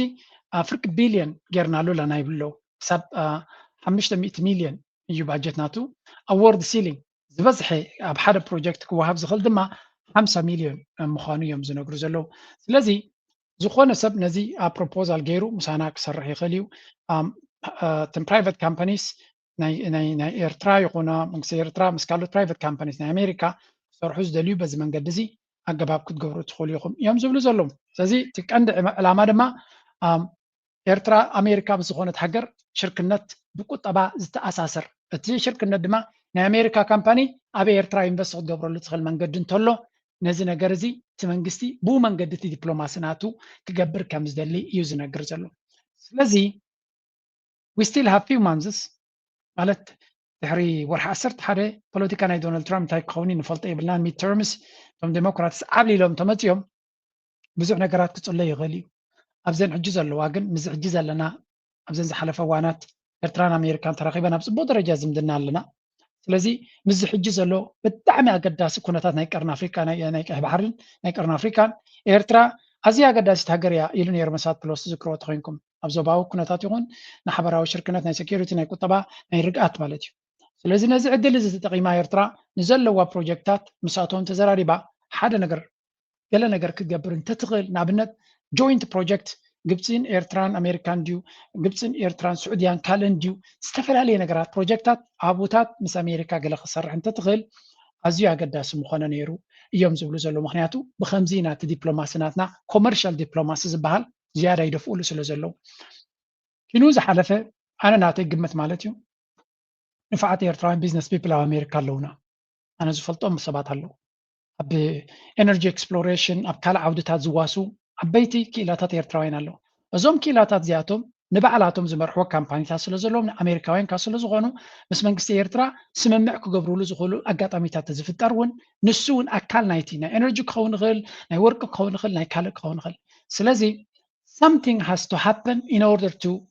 drive ነቲ ጀሚርናዮ ዘለና ዲፕሎማሲ ናብ ዝለዓለ ደረጃ ንኽነሰጋግሮ እዚኣ ብዝተኻለ መንገዲ ናብ ዝምልከቶ በፂሓ ፍረናታ ክንርኢ ደስ ብለኒ ስለምንታይ ደፊርካ ክሳዕ ክንዲዚ ንመንግስቲ ተማኽር ኣለካ ከም ወትሩ ከምኡ ዝብሉ ሓደ ሓደ ኣለዉ እንዲዮም ነዛ ቪድዮ ካብ ዓዲ ዝመፀት መቆስምዖም ቅድሚ ናብቲ ናይ ቀርኒ ኣፍሪካ ፖለቲካ ጨምለቕለቕ ምእታውና ተዓኒናታና ዓዲ መላለስ እንዲያነ ሕጂ ገለ ቦታታት እውን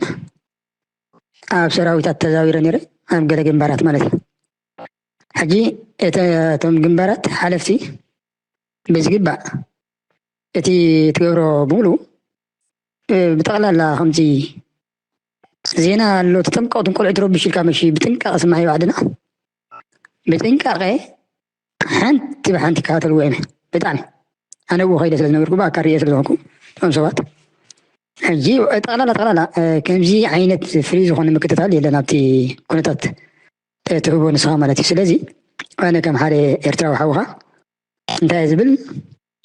እቲ መስርሕ ፅቡቅ ቀፅሎ ኣብቲ ዝመፅእ ጉዕዞ ከዓ በቃ ማለት ሰውራ ኣያታትና ምሽ ንሕና ዓለም ክትበፅሕ ዘይከኣለት ረቃቕ መንፈሳዊት ሓያል ዝኾነ ተውህቦ ዘለዋ ስለ ዝኾነት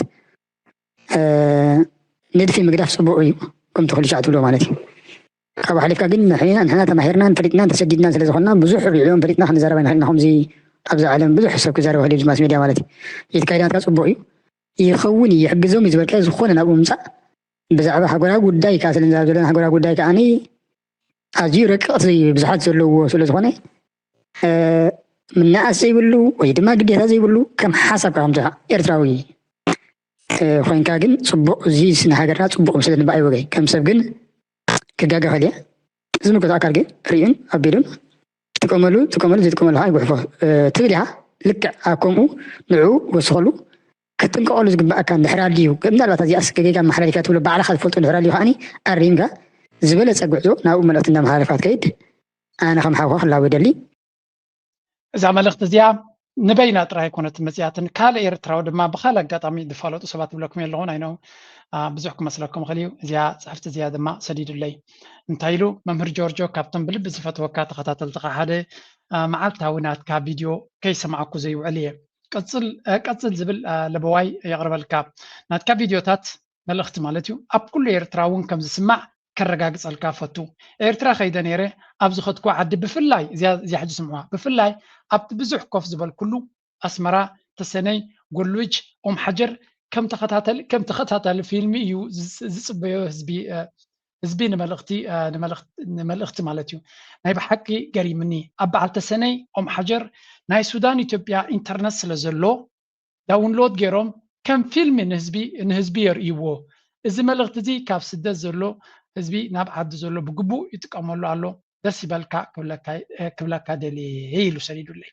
يعني كلتي الملغتات كسم عن كله حدا نجري زبر حلي أنا سمع عنه اللو إليه ويون خستي يسأل اللو إلى زقبرو نجر أين برنن كم حدا زي جانا إيرترا يتكم خليو نسب كم هر خليو حبريتا كون خليو أنا قد إيرترا وصل زقون قا ريتوناتي زبالك صبايكونكم دس بلنجن إتحبريتا عدي عدو زملكوتو سبي سمعهم عبديو نشتيديو حلافديو تراسبديو منسيديو بزي قدس يسمع مهلاو خاطا دس بلتني زاد اليوم يوزدو زاد اليوم دما يقطفوه this is what I want أنا زيد اليوم أنا نمان نمسك مخرو ويكا قدرو زغل عقمهم زي بلا يفلتي قالت تتاكم ترغيبهم لا قرم دس بلنا تتاكم تخوينو دما سمعيكا تقحفون برزو سلازلو صبغيو سلازي I am very happy تحبريتا نابز ملكتهم نابز بتصعب بوتا يبتصع ملاون أنا خا حواتي يرتراوين زبلوني يا عمني زبلوني نعايك حقوسي لو ما يكونون بزوج زي ما تسألني كم زيجن حدا زي دما specific بوتا تقيسهم سلا زبلوني نتسب نتملختي قرب دمسي غيرين نتوم سبات ناتوم برايفسي كحلو سلاز دالي تحبريتا جن بعالهم سمعكم ملهم يرترا زجبر نابز كيد نبزرو تو نبلا يبلنانجن اتنو بحبريتا سمعوا وقدسات إيرتراويان بمهلا وما بإيرتراون دس بلنا معناتها at the end of the day this is what I want أنا تي من سينا إيرترا إذننا حزب إيرترا أمرنا من سيات إيرترا قردميو أما أنا إيرترا زدلي حزب أمرون من سي قبر زدلي تساق وغرز زدلي هاجر فحفح قبلها زدلي زقبر بروباغندا لون هنا دما تهاجر أجوها قريبيو أنا وين أقول نخم لنا تعدي عالم كلها تناوص الله أبتنا وسجن إيرترا نايت كله زخدتو شجراتن مسجدلاتن سبوق عدلات هنا اللواء سلازم نزح الجزء اللي عدلات مزميزنا نحنا نابز بلس كنكيد زبلت عدلات لنا لازم أغني الدماء أجوهم بستخالة من قدي سنخم نخسو زي حلف سقم يلن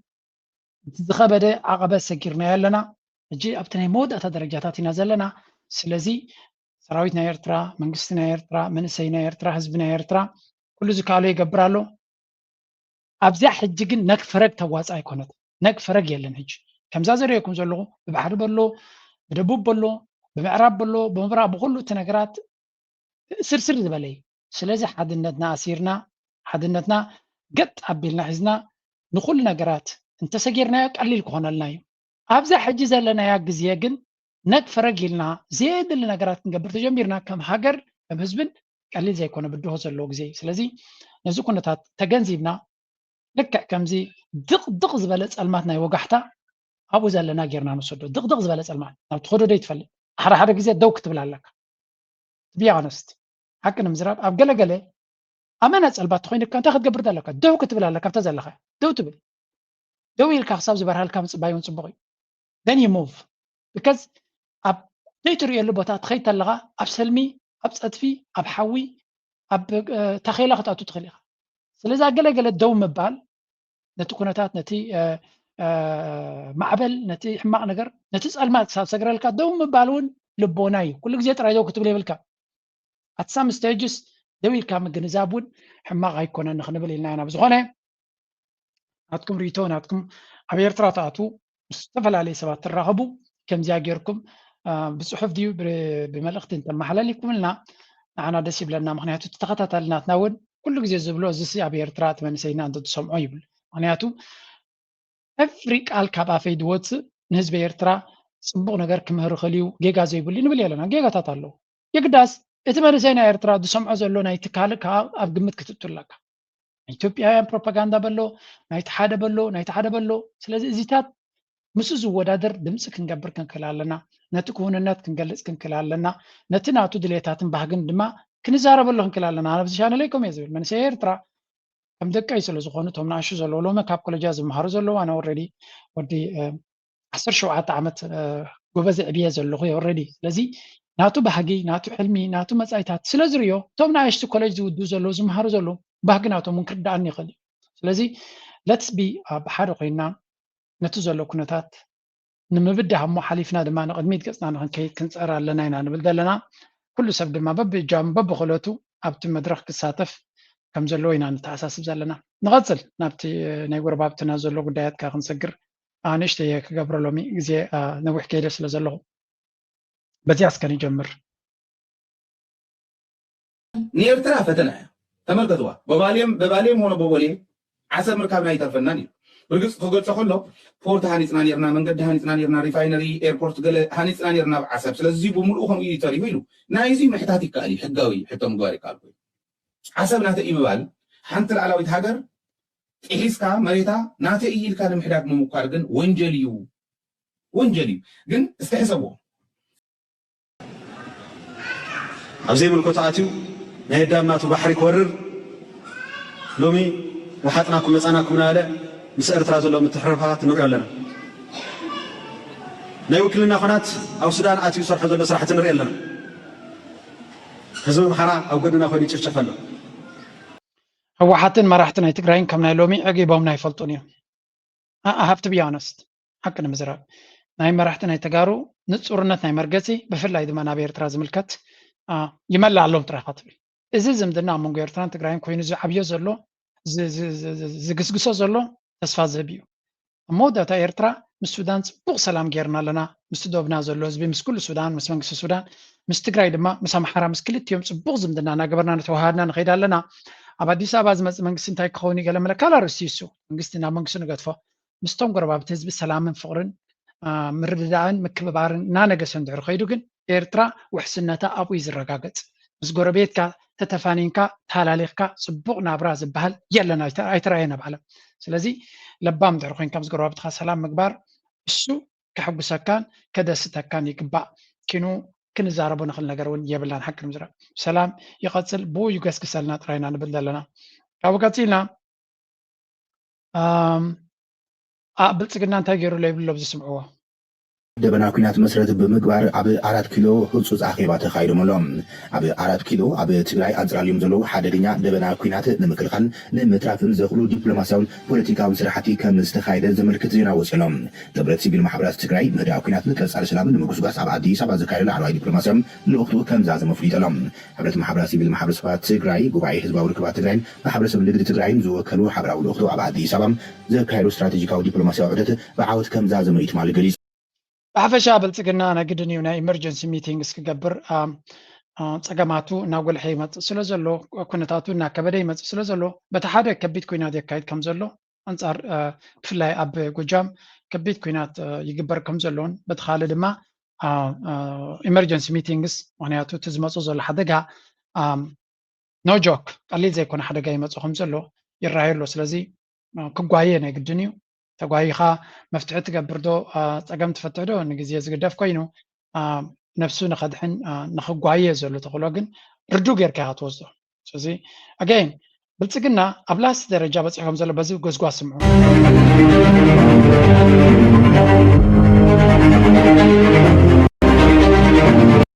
እኔ ከየትኛውም ሀገር ጋር ግጭት አልፈልግም። ከየትኛውም ሀገር ጋር አታካራ አልፈልግም። በሰላም የኢትዮጵያን ብልጽግና የሚረጋገጥበትን መንገድ መስራት ብቻ የምፈልገው እንድትረዱት የምፈልገው ሌሎች ኃይሎች በኢትዮጵያ ክብርና ጥቅም ከመጣችሁ አንገቴ ይቀላል እንጂ አይደረግም። እሱ በመጠምዘዝ የሚሆን ነገር የለም።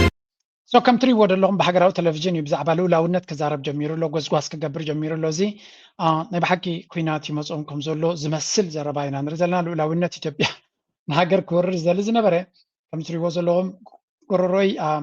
لاونتنا زدفر جن ساديت بتخيز بلزلو أبزون سمعوا تي بروباغندا زين هاجراو تلفزيون زجبرو لسلامن لطورነት የምንወስነው በብሔራዊ ጥቅማችን ጉዳይ ነው። የኢትዮጵያ አንድነት የኢትዮጵያ ጥቅም በሰላም መንገድ ማስጠበቅ ሲሳለን ህይወት ዋጋ መስዋዕት እንከፍላለን። ከዛ በመለስ ተስፋ አለን ካሰብን ቸት ፍላጎት ዓላማ ሐሳብ የለንም። ነገር ግን በቅርብም በሩቅም ያሉ በቅጡ ያልተረዱ ዛሬ እንዲገነዘቡ እንፈልገው እኛ ኢትዮጵያውያንን የሰው አንፈልግም የሚፈልገንና የሚነካንን ግን እንደ ልማዳችን አሳፍረን እንመልሳለን። ከምዚ ኮሌክሽን ናይቲ ዝገበሮ ዘረባታት አኪቦም የማብ ዝገብርዎ ዘለው ብሓፈሻ ናይ ፍርሂ ዘረባ ምዃኑ እዚ ንማንም ሰብ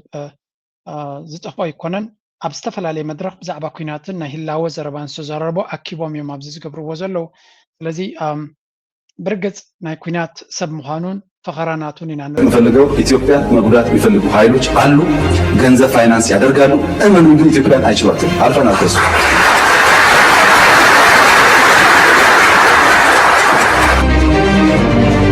በልጆቿ ላብ ብቸኛ ብልጽግናን ለማረጋገጥ በቀጠናችን እዚ ድማ እቲ ኣብ ሃዋሳ ዲ ዋላ ሓማሳ ዝገብሮ እዩ ከም ትሪእዎ ዘለኹም ፈኸራታት ኩለን ኣኪቦም እዮም ዝገብርዎን ዘለዉ ከም ጭብጢ እውን ውሰድዎ ንኩናት ክንምንታይ ከም ዝፈከረ ሰብኣይ ማለት እዩ at every stage ንኩናትን ወረ ኩናትን ክዛረብ ርኢና ኣለና እንታይ ኣምፅኡ ኢላ መወዳእታ እንተሪኢልኩም ናቲንግ ፈኸራ ኮይኑ ተሪፉ ከም ንፋስ በኒኑ ትማል ንኤርትራ ከይደ ወረርኩ ዝብል ዝነበረ ሎሚ መፁኒ በልዑኒ ጎበጡኒ ጨበጡኒ ሓዙኒ ጥራይ ኮይኑ ዘሎ ኤርትራ ክችል ለንቀነ አመና ደንጉዮም እንደም ግን መልስ ይቦመለው እንግዲህ እምነታችንን ትግራይ የሚናገረው አፋር የሚናገረው ምናምን ህዝቡ እንደምታውቁት ያው አንድ ህዝብ ነው። ምግባችን እንጀራ በወጥ ነው። ዘፈናችን ሁሉ ነገር አንድ ነው። በዚህ ተሰሉ ስምዒታት ክንረሓቆ ንኽእል ኢና ትግራዋይ ዝዛረቦ ዓፈር ርቲቪ መልሲ እዚ ዝዛረቦ ሓደ እዩ ሓደ ህዝቢ እዩ ምግብና እንጌራ ብፀርሒ እዩ ደርሳትና ሓደ እዩ ኩሉ ነገር ሓደ እዩ በቀላሉ መመለስ ይቻላል። እዚ ዝጥቀስ ዘሎ ዕሸላዊ ኣብነታትን መግለፂታትን እዩ መንነት ሓደ ህዝብን ሃገርን ብፀብሕን ጣይታን ብደርፍን ሳዕስዒትን ክትገልፅን ክትተኣሳስርን ምፍታም ድማ ድንቁርና እዩ ህዝቢ ኤርትራ ብስነ ልቦና ዝተጠምረ ኤርትራዊ መንነት ክብሪ ታሪክ ሕጊ ኣለዎ ኩሉ ኤርትራዊ ድማ ብመንነቱን ስለ ባንዴርኡ ብዝኸፍሎ ዋጋን ጅግንነትን ይልለ ብሃገሩ ምካሕ ሓድነቱ ኣብ ዋጋ ዕዳጋ ዘየእቱ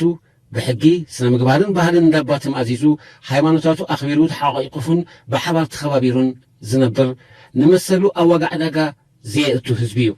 سرعات بالسقرنا قن نإثيوبيا كم حانت أكال كواكواها ليك ألن بقبيلة بيهر وغن قوانقوا زخفافل ورار عمز كحدت شكاني زحلاقسو سرعاتيو بونان هزبتات كتحانافز زكال أيكونان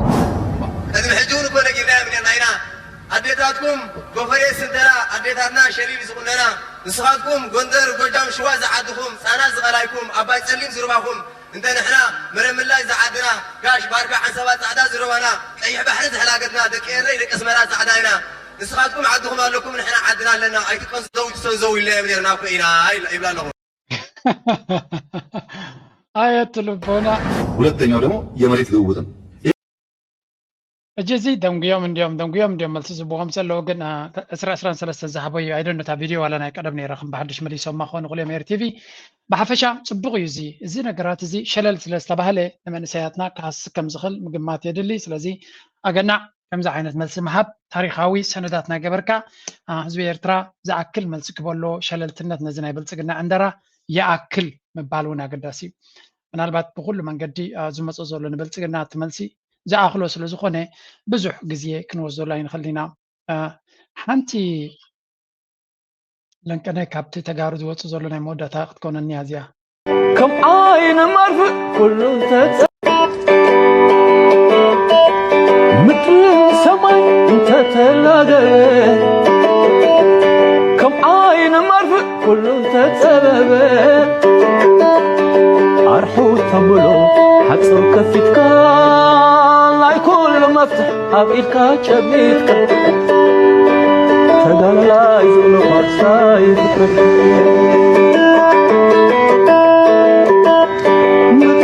ሰማይ እንተተ ولك زياون حنت كابتن انريو زلناينا نقول نسلام لك كمت نخيناتن بروباغندا نا كويناتن تسرحلو نسلام ون كتسرحلو يزلكا سلازي مچم سوراو درفتاتنا نبعلو نداد مغانو فلوت انديو تግራይ ድማ ከቢድ መድረኽ ስለዘላ ነዳድ ናይ ሻዕብያ ናይ ሰውራና እንትተጠቀሙ ዝሓስሞም ዝኸፎም ኣይኮነ ጽቡቕ እዩ ቡ መንጽር ድማ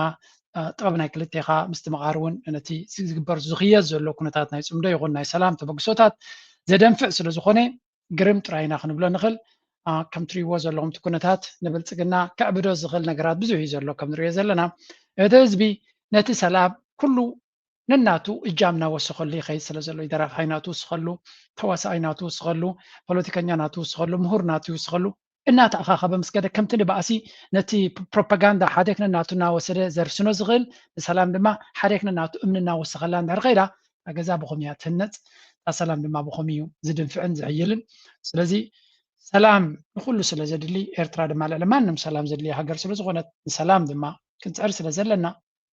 ንሰላም ዝገብር ኩሉ ግዜ ኣገናዕ ምባል ኣይንሕማቕ ናይ ሎሚ ኣርእስቲ ኣብዚ ክንውድእ ክንፍትን ኢና ቅንያት ፌስቲቫላት ናይ ኤርትራ ስለ ዘሎ ድሓን ኣብ ካልእ ግዜ ካቨር ክገብረ ኣብ ስቶኮሎም ኣብ ላንደን ፅቡቕ ፌስቲቫል ሓሊፉ ኣብ ስቶኮሎም ድማ ፅቡቕ ፌስቲቫል ይካየድ ኣሎ ናይ ሎሚ ኣርእስቲ ኣብዚ ክንውድእ ኢና ላይክ ምግባር ሼር ምግባር ይጠቕምን ሓሳብኩምን ክፅበየኩም ኣብዛ ቪድዮ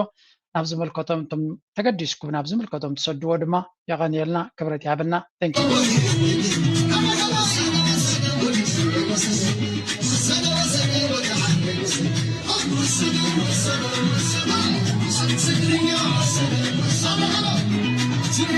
you.